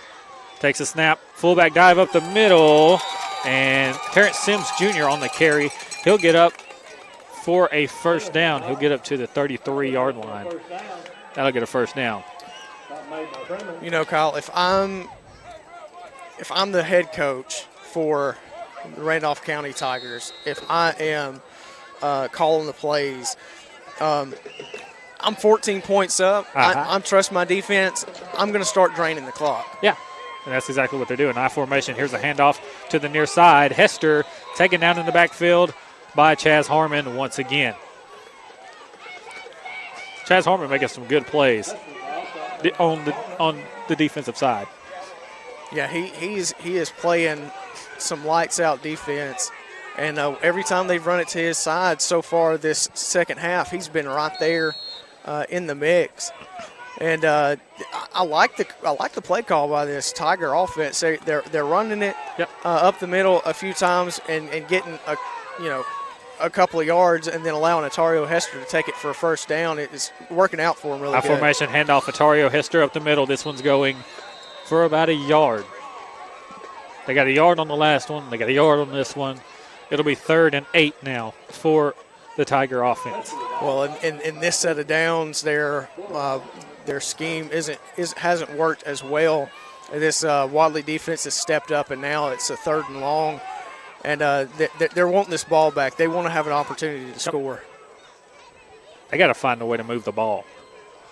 4.5 minutes left in the third quarter. It's 14-0 Randolph County.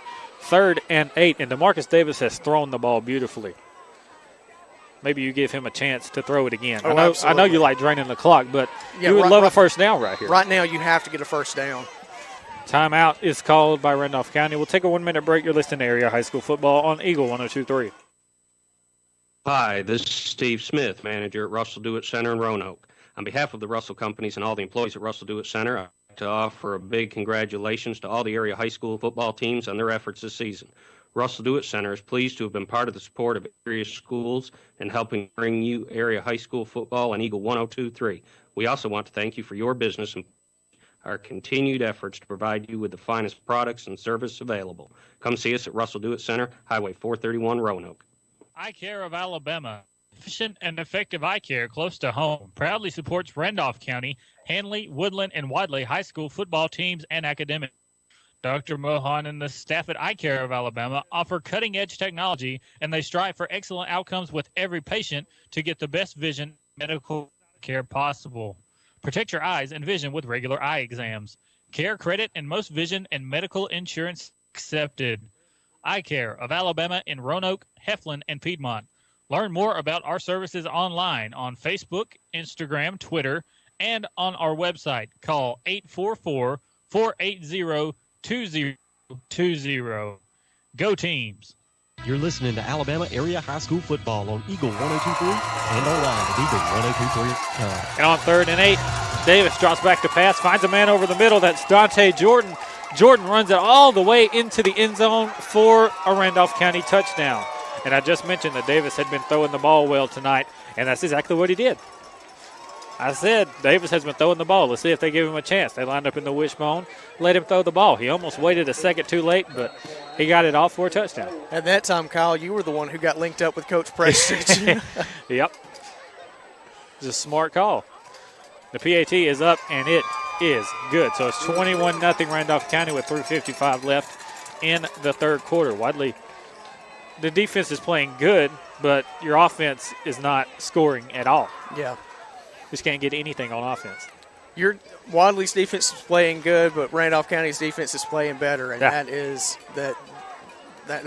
why you're losing this game. And just a side note, I would really like for this Wadley team to give their kicker an opportunity to kick it from a far distance, because he's kicking this thing over the field house. I'd really like to see how far he can kick a field goal. That's what I told Chance in the pregame or whatever. He was like, nobody's going to kick a field goal. I was like, we'd always got a kicker that can kick almost 50 yards if he's given the opportunity. And you can see when he goes for a PAT, he puts a boot into it. He doesn't just give it enough to get through the uprights. He kicks the thing just about as hard as he can. But the thing is, he doesn't do kickoffs, which is weird. Yeah, that's With odd. as good as he kicks, he doesn't do kickoffs. They have McFarland doing kickoffs. And McFarland, also a great kicker himself, posted a video of himself hitting a 60-yard field goal on this field. Of course, it wasn't in a game against an opponent and off a tee. It's still impressive. But still, 60 yards is 60 yards. So McFarland lining up for the kickoff. He gets a boot into this one. This will go to an up back. Tommy Overton calls for a fair catch, but he didn't. He muffed the football, and then he'll fall back on it. Tommy's got to catch the football there. He called a fair catch, and the ball hit him, and the referee blew the whistle, but he never caught the ball. Yeah. Luckily, he fell on it. So 1st and 10 Wadley from the 25. They got to do something to try and move the ball. Running it is not working, and it hasn't worked. You got to try to spread it out a little bit, maybe throw it. Dalton Brown coming out as the quarterback. 3:55 left in the third quarter. It's 21-0 Randolph County. Power eye set for Wadley. Trevor Cameron dots the eye in the backfield. The two fullbacks, Cade Messer and Tommy Overton. A single receiver to the near side, that's Jonathan Poole. The referees are talking something over. I'm not sure what's going on. They're converging with the Randolph County coaches and Randolph County players. Still 3:55 left in the third quarter. Randolph County's up 21-0. Wadley's trying to get on the board. Try to cut into this deficit. Now they blow the play in. Power eye set. Trevor Cameron in the backfield for the Dogs. Here's a snap, handoff, trap play, Cade Messer. And Messer will power forward to the 30-yard line. That'll give them 5. Well, that won't get them 5. They'll get them 4 yards as they were 1st and 10 from the 26. So it'll be 2nd and 6 now. The clock continues to wind down. 3:30 left in the third quarter. And both of these teams, not really much riding on it for Wadley, but Randolph County has a lot riding on it. Wadley secured number 2 seed in their region. They'll play at home next week, first round of the playoffs against Brantley. Randolph County, if they win and Piedmont loses, they'll be the number 1 seed and be region champions. Here's a handoff on 2nd and 6 to Tommy Overton to the near side, and the flag goes down. He doesn't get many yards, but a flag goes down on the play. I think it's going to be a hold call. I think you're right, and it is. I tell you, man, this RCHS defense is just playing lights out. They are converging on the ball, not giving any running room whatsoever. Like you said, Kyle, this Wadley offense is going to have to find another way to get the ball moving because the run is not working at all. Score at halftime for Piedmont and Geraldine. Piedmont 7, Geraldine 6 at halftime. So a 1-point game at halftime there. Randolph County fans are keeping their eye on that one for sure. It's 7-6 Piedmont at halftime. Randolph County just wants the clock to end now and want Piedmont to lose, and they'll be region champions. 2:50 left in the third quarter. 3rd and 16 for Wadley. They'll line up in a single wing and hand it off up the middle to Trevor Cameron. This one's going nowhere. And that's going to be 4th and long. And one bad thing about the last play, Elijah Beverly's hat got pulled off, and if your helmet gets pulled off, you have to sit out for a play. Beverly's the punter. Yeah. And it's 4th and long. So that's a big-time problem. Wadley's going to call a timeout because they don't have to talk about it. We'll take a 1-minute break. You're listening to Area High School Football on Eagle 102.3. Why choose Southern Union? Between working and family responsibilities, I thought I'd never be able to go to school. Southern Union offered flexible schedules for both day and night courses. At Southern Union, I was able to take classes that gave me experience, aid in my future career. I really needed a calculus class, but couldn't fit calculus into my schedule this semester. So I went to Southern Union, and it transferred back to my university. Keep going at Southern Union. Your journey has just begun. For more information, visit suscc.edu. Hi, Steve Smith, manager at Russell Dewitt Center in Roanoke. On behalf of the Russell Companies and all the employees at Russell Dewitt Center, I'd like to offer a big congratulations to all the area high school football teams on their efforts this season. Russell Dewitt Center is pleased to have been part of the support of areas and helping to bring you area high school football on Eagle 102.3. We also want to thank you for your business and pledge our continued efforts to provide you with the finest products and service available. Come see us at Russell Dewitt Center, Highway 431, Roanoke. You're listening to Alabama Area High School Football on Eagle 102.3 and online at eagle1023.com. So 4th down now. Wadley called the timeout, like I said, but Elijah lost his helmet. I don't know if they thought calling a timeout would let him be able to punt the ball, but that's not how it works. Yeah. So they're going to have a backup punter. And that's exactly what they'll do because Elijah has to stay on the sideline because his helmet came off. That is the rule.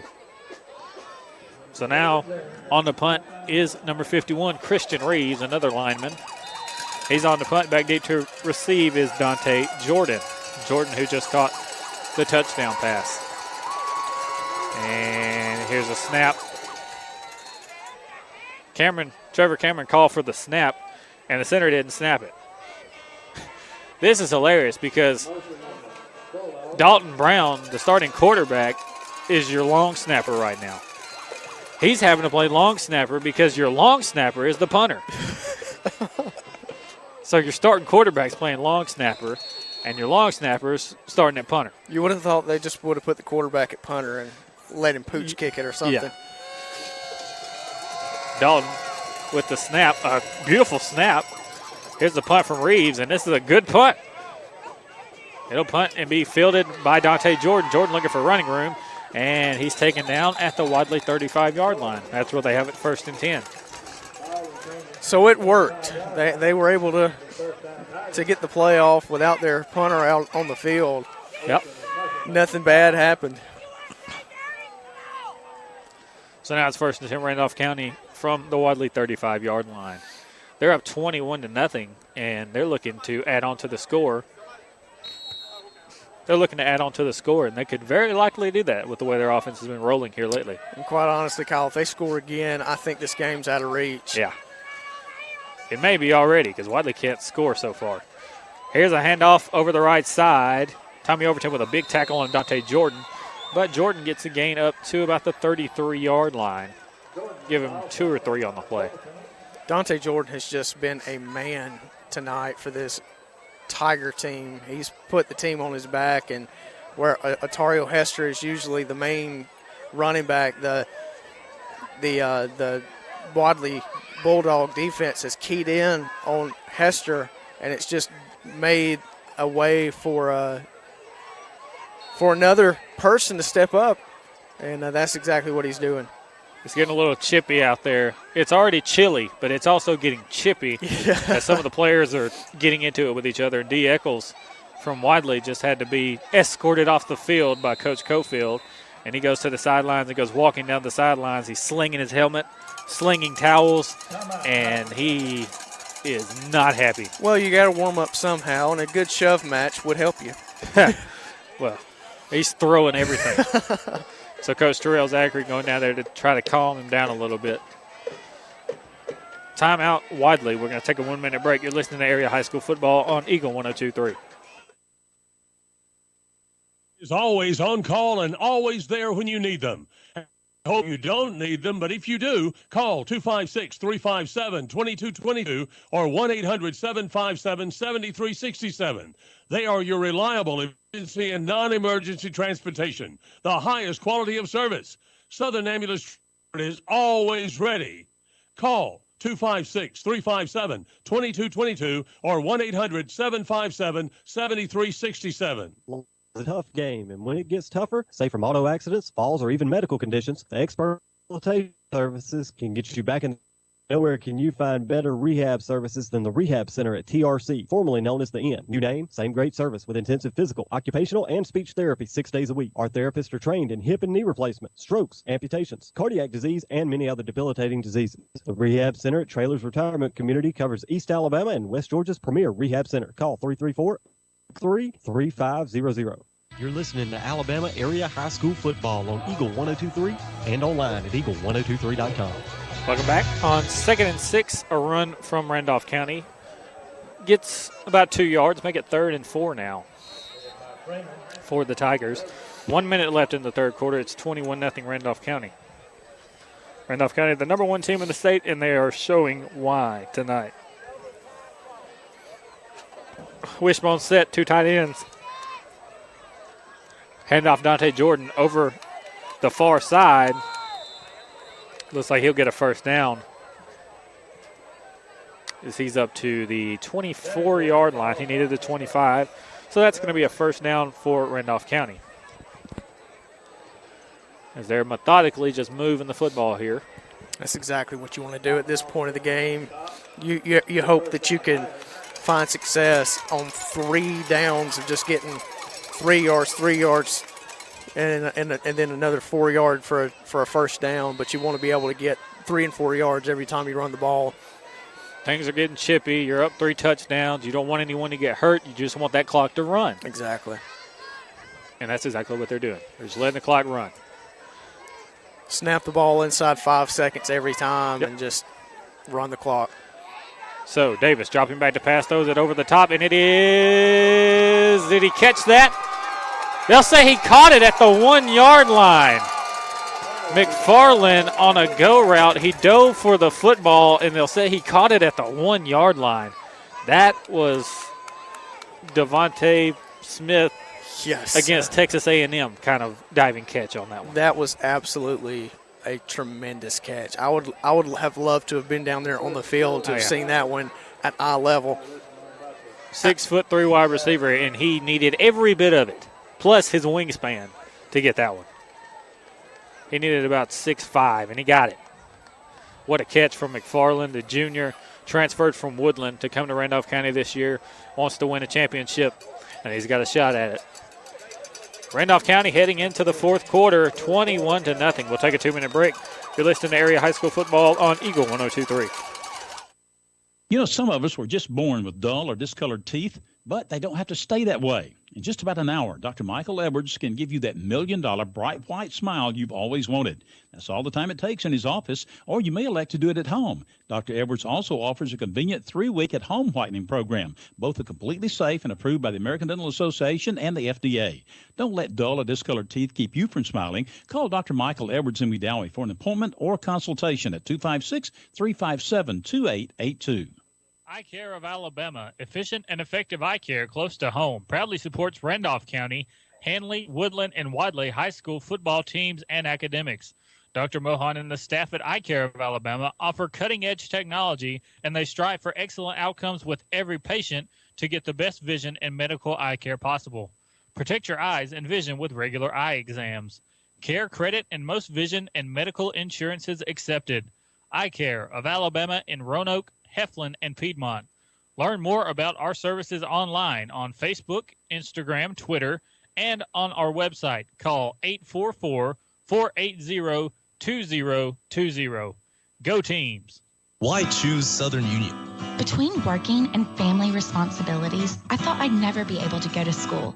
But Southern Union offered flexible schedules for both day and night courses. At Southern Union, I was able to take classes that gave me hands-on experience to aid in my future career. I really needed a calculus class, but couldn't fit calculus into my schedule this semester. So I went to Southern Union, and it transferred back to my university. Keep going at Southern Union. Your journey has just begun. For more information, visit suscc.edu. You're listening to Alabama Area High School Football on Eagle 102.3 and online at eagle1023.com. Start of the fourth quarter, Randolph County up 21-0. And they have the ball on the Wadley 1-yard line. They're looking to score once again.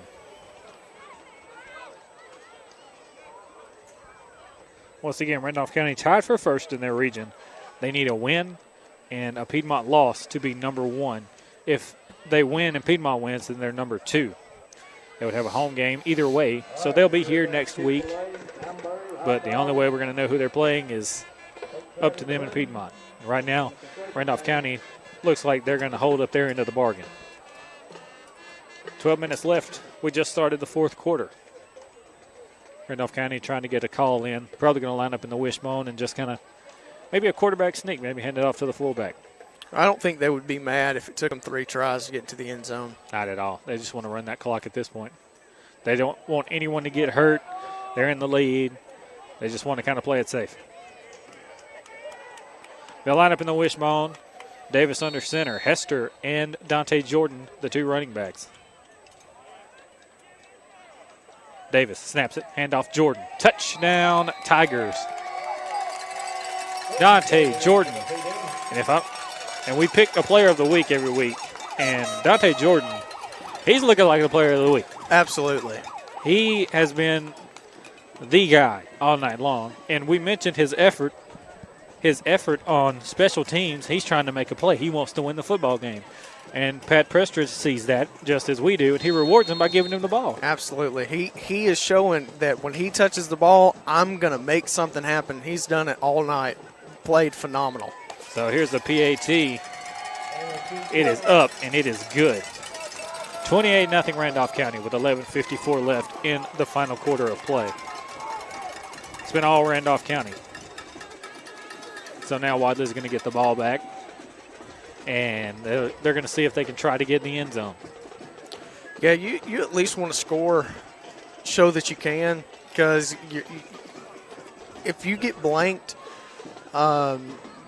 you kind of get some pride taken away from you. Especially the week before playoffs. Yeah, and you get the wind knocked out of yourselves, and also the fans aren't too happy either.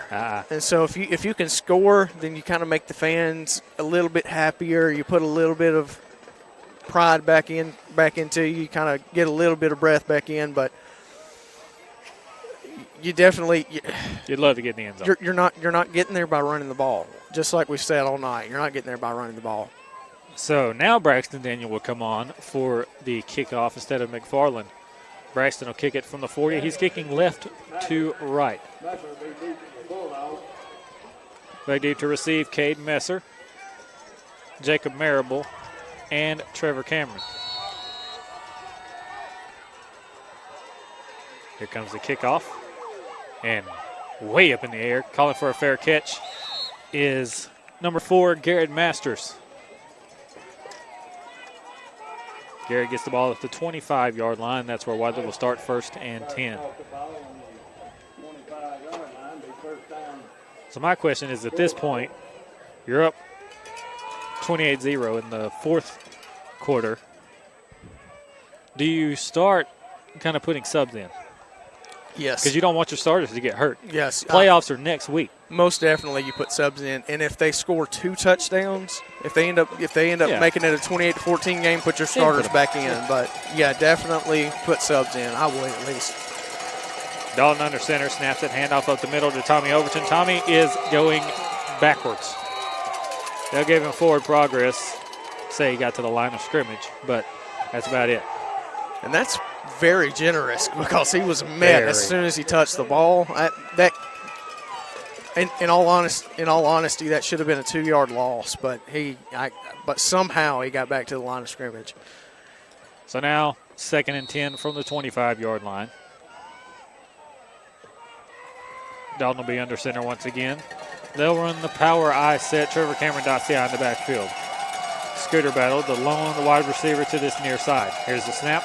Handoff up the middle to Cade Messer, and Messer is tackled at the 26.5-yard line. So he'll get a 1.5 yards. Make it 3rd and about 8.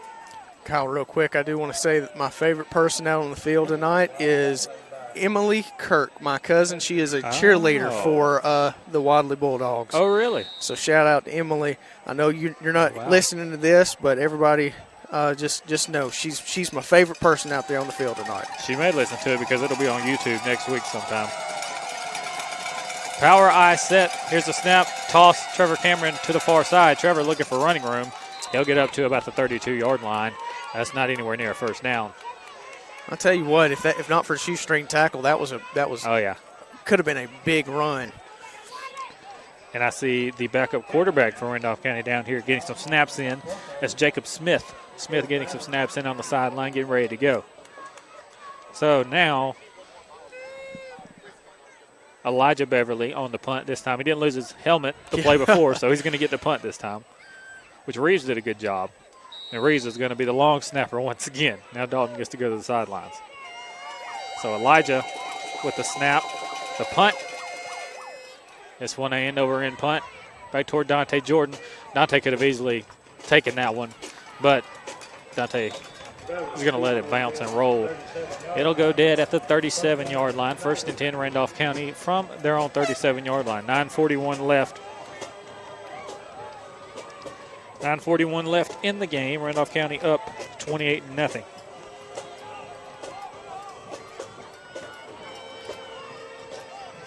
So they do have their backups in. Smart move from Coach Prestridge. Coach Prestridge ran these Tigers all the way to Bryant-Denny Stadium last year to the state championship game. They came up short against Hillcrest Evergreen, who is now a 4A school from Mobile. Came up short against those guys, but they're looking to make another run. They don't have to put up with the same team this time. Wishbone set. Pro throw, the man in the backfield. And they'll run a fullback dive. He runs over a man. Gets up to about the 41-yard line. That's a gain of 4. Powerful run right there from the fullback, Terrence Sims Jr. Really good first down run. Exactly what you want out of a first down run. These backups, if they end up scoring, then that shows promise for Coach Prestridge. If your backups can score, then that gives you a little bit of sigh of relief that if any of your first string guys go down, that they just pick right up in stride. Terrence Sims goes out of the game holding his shoulder gingerly, and that's not good because he's a starting fullback. So here's the snap. They'll run a triple option. They'll hand it off with the middle to the fullback. Randolph County is just trying to run this clock, which is what they should do. The handoff there was to number 12, Alex Shepard. Shepard got 2, maybe 3 yards. Make it third and 4 now. 8:30 left in the ball game.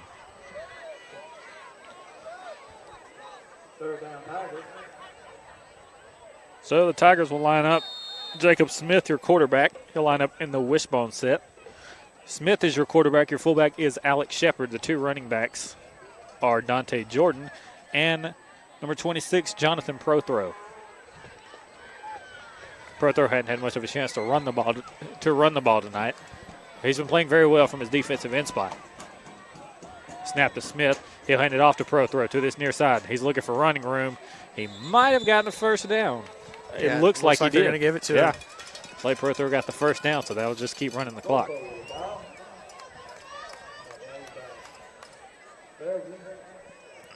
And that was a perfect first few downs there. That's exactly what you want in this drive, to get 3-4 yards, 3-4 yards, 3-4 yards, and it worked to perfection there. Just keep running that clock. Randolph County a big 7:50 left in the ball game. So Randolph County looks like they're going to hold up their end of the bargain. As we know right now, Piedmont's up 7-6 on Geraldine. That one was still a halftime. They're probably just now coming out of the half. So Coach Presters will go home and kind of be keeping up with that one. 2 on the play clock. Smith under center. He takes a snap, power eye. He'll toss it to this side. Dante Jordan, and he'll run into Kadarius Zachary, but he'll get a gain of about 4 on the play. Dante's played really good tonight. He sure has. He has been a monster for the Tigers tonight. And he's been a headache for the Bulldogs. Oh, yeah. Well, he's been a guy that's been a headache for a few teams that we've watched him play. We watched him play Weaver. He was a headache in that game. Piedmont is somewhat of a headache in that game as well. Yeah. He's a guy that his name is always in the mix. It doesn't matter who they're playing. Dante's going to have his head in there because he's a real good ball player and he wants to win. Wishbone set now. Smith under center. Prothrow deep in the backfield. Here's the snap. Fullback dive, number 12. That is Alex Shepard once again. Shepard will get up to the Wadley 45-yard line. So it'll be 3rd and 4. A long 4, short 5 for the Randolph County Tigers. And Randolph County just kind of pulling some people off the sidelines, putting them in there, draining the clock. 6 minutes left.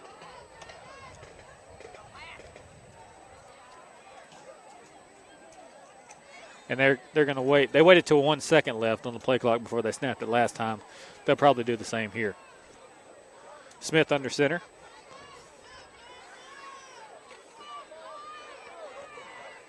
Take the snap on 3rd and 4. And that's a first down to Shepard. Shepard gets to the 40. So they'll keep running the clock.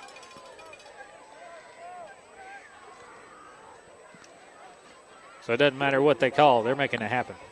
Yeah, it's working to perfection.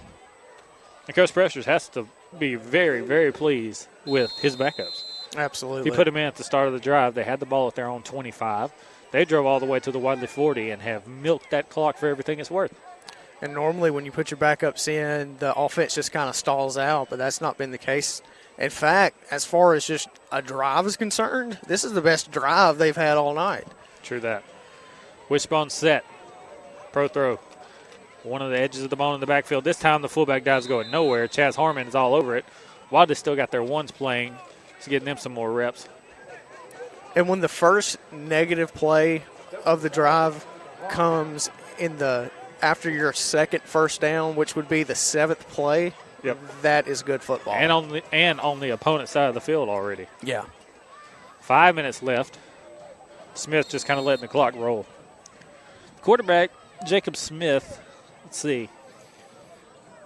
Jacob Smith, 6'1", 165. He's only a sophomore, which DeMarcus Davis, their quarterback now, is only a junior. So they're looking good at quarterback for the next 2 years at least. Wishbone set once again. Here's the snap. Handoff up the middle to Shepard. Shepard will get up to the 39-yard line. Get a gain of about 2. 4.5 minutes left. Wadley Pep Band playing a little bit on that side. Wadley had a band for years, and then I think it was 2016 we had the Woodland Band come play for us in the playoffs, and I guess that kind of inspired some of our kids. They wanted to make a band, and now we have a band. It just kind of does something for the sidelines when you have a band. It's so quiet when you play games and there's no band on either side. Yeah. There's a lot of dead time. Here's a snap from Smith, handoff Prothor. Prothor looking for running room, runs into Jacob Marable, gets through him. Garrett Masters is going to bring him down at the 34-yard line. Good tackle, Garrett. Back between about 2010 to 2012, Hanley's band was just lights out. Oh, yeah. Really loud, swaying yeah. with the crowd, and the state championship band was about as hype as you could get. Absolutely. 4th down now for Randolph County. I think they're just going to run the ball here. Yeah, no sense in punting it. Just go ahead and run it. And it's not like they're trying to run it up or anything. No. It's not to the point where it's 4th down, they're trying to run it to get in the end zone. They're just trying to run the clock. Right. And also you're giving these guys a little bit of experience too with a play like this. So. These backups need some reps playoff-wise. You may need them when it comes next week in the playoffs. Here's a snap. Fullback dive. Shepard's going to get a first down to about the 23-yard line. And, they're not trying to run it up. They're just running their offense. Right. And that's just a triple option. It's up to you to stop it. Yeah. You know what they're going to do. It's a triple option fullback dive. Yeah. They've run that play 3 times in the last 5 plays. They've run that same play. Yep. So you stopped it for negative yards 1 time. Yeah, it's just one of those things that if they had have scored on that play, which they almost did, it wouldn't have been because they were trying to. Right. It would have been because the defense didn't execute. Right. So Randolph County taking their first-string offensive line out now. They still had their first-string offensive lineman in, which is maybe why they were being really successful. Yeah. Wishbone set. Smith under center. Takes a snap. He'll hand it off Shepard up the middle. Shepard trying to get some running room. He runs into Christian Reeves, and Christian Reeves takes him down at the 20-yard line. Clock's still running. 2 minutes left in the ball game. But you think about how much time Randolph County has taken off this clock. They got the ball with like 8 minutes left in the 4th quarter. We're inside 2 minutes. Yeah. They've had it for over 6 minutes now and counting. And if they get a first down here, it's a ball game. Absolutely. They're snapping it with like 1 second on the clock. Smith's doing a good job keeping his eye on the play clock. Just a quarterback, you have to know where the play clock is at all times. You have to keep your eye on it, and you can see him when he's under center, staring at that play clock, waiting for it to get inside 5 seconds. Then he looks down, calls cadence, and then calls hut. That's kind of a pro quarterback move. So a flag and a false start on Randolph County. That'll back them up. This is one of those times where I just get aggravated with referees. Yeah. Just like a false start right here doesn't matter. An offside penalty right here doesn't matter. Yeah. Unless it's an unsportsmanlike conduct or an egregious pass interference, don't call anything.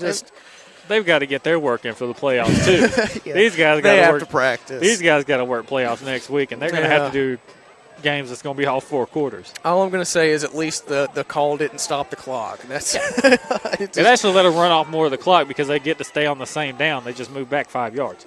Handoff to the far side, number 19 on the carry. That's Keyshawn Garrett. Keyshawn Garrett saved a Wadley touchdown on the kick return. Great job by Keyshawn Garrett. We're under a minute. Looks like they'll have to snap it maybe just one more time.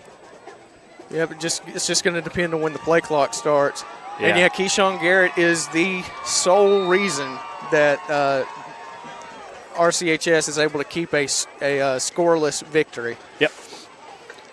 That defense was phenomenal from RCHS. And Keyshawn Garrett made a big play. And they will only have to snap it one more time. There's 25 seconds on the play clock, and they're already at 20. So they'll snap it this time, take a knee. Smith takes a knee, and that's going to be it. Randolph County is going to win 28-0. The number 1 team in the state shows why they're number 1 in the state. And now they await to see what happens between Piedmont and Geraldine. If Geraldine wins, Randolph County will be number 1 in their region. And they would love for that to happen because The thing about being 1 or being 2, if you're number 1, you would end up playing Weaver maybe in the third round. If you're number 2, you play Sax in the third round. Right. And I'd rather play Weaver than play Sax. Absolutely. So that's going to do it. 28-0 Randolph County on top of Wadley. We'll take a 2-minute break and be back to wrap this thing up. You're listening to Area High School Football on Eagle 102.3. Why choose Southern Union? Between working and family responsibilities, I thought I'd never be able to go to school. But Southern Union offered flexible schedules for both day and night courses. At Southern Union, I was able to take classes that gave me hands-on experience to aid in my future career. I really needed a calculus class, but couldn't fit calculus into my schedule.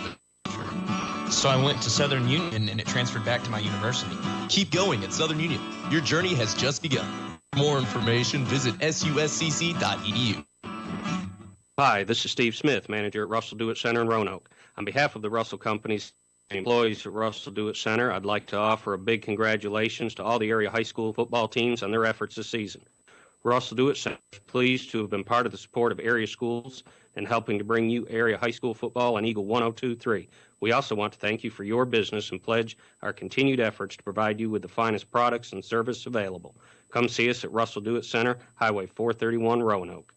Life is a tough game, and when it gets tougher, say from auto accidents, falls, or even medical conditions, the expert rehabilitation services can get you back in the game. Nowhere can you find better rehab services than the Rehab Center at TR, formerly known as the Inn. New name, same great service with intensive physical, occupational, and speech therapy 6 days a week. Our therapists are trained in hip and knee replacement, stroke, amputations, cardiac disease, and many other debilitating diseases. The Rehab Center at Trailers Retirement Community covers Alabama and West Georgia's premier rehab center. Call 334-863-3500. Eye Care of Alabama, efficient and effective eye care close to home. Proudly supports Randolph County, Hanley, Woodland, and Wadley high school football teams and academics. Dr. Mohan and the staff at Eye Care of Alabama offer cutting-edge technology, and they strive for excellent outcomes with every patient to get the best vision and medical eye care possible. Protect your eyes and vision with regular eye exams. Care, credit, and most vision and medical insurances accepted. Eye Care of Alabama in Roanoke, Heflin, and Piedmont. Learn more about our services online on Facebook, Instagram, Twitter, and on our website. Call 844-480-2020. Go Teams! Listening to Alabama Area High School Football on Eagle 102.3 and online at eagle1023.com. Welcome back. Your final score, Randolph County wins 28-0 over Wadley. Randolph County showing why they are the number 1 team in the state in Class 3A, getting it done here tonight. What impressed you about Randolph County? Absolute domination on defense. They control the line of scrimmage, and yes, they gave up a couple of big plays, but that didn't rattle them. They continued to play their game. They stopped. It did not allow any points. Just absolutely a very complete game by the defense. And then offensively, when they saw that their game plan coming in wasn't working, they switched it up, started passing the ball, started running to the edge, and then finally they began to have some success up the middle where they wanted initially they wanted to run the ball up the middle. So just the coaching, it's just coaching decisions that allowed gave opportunity for the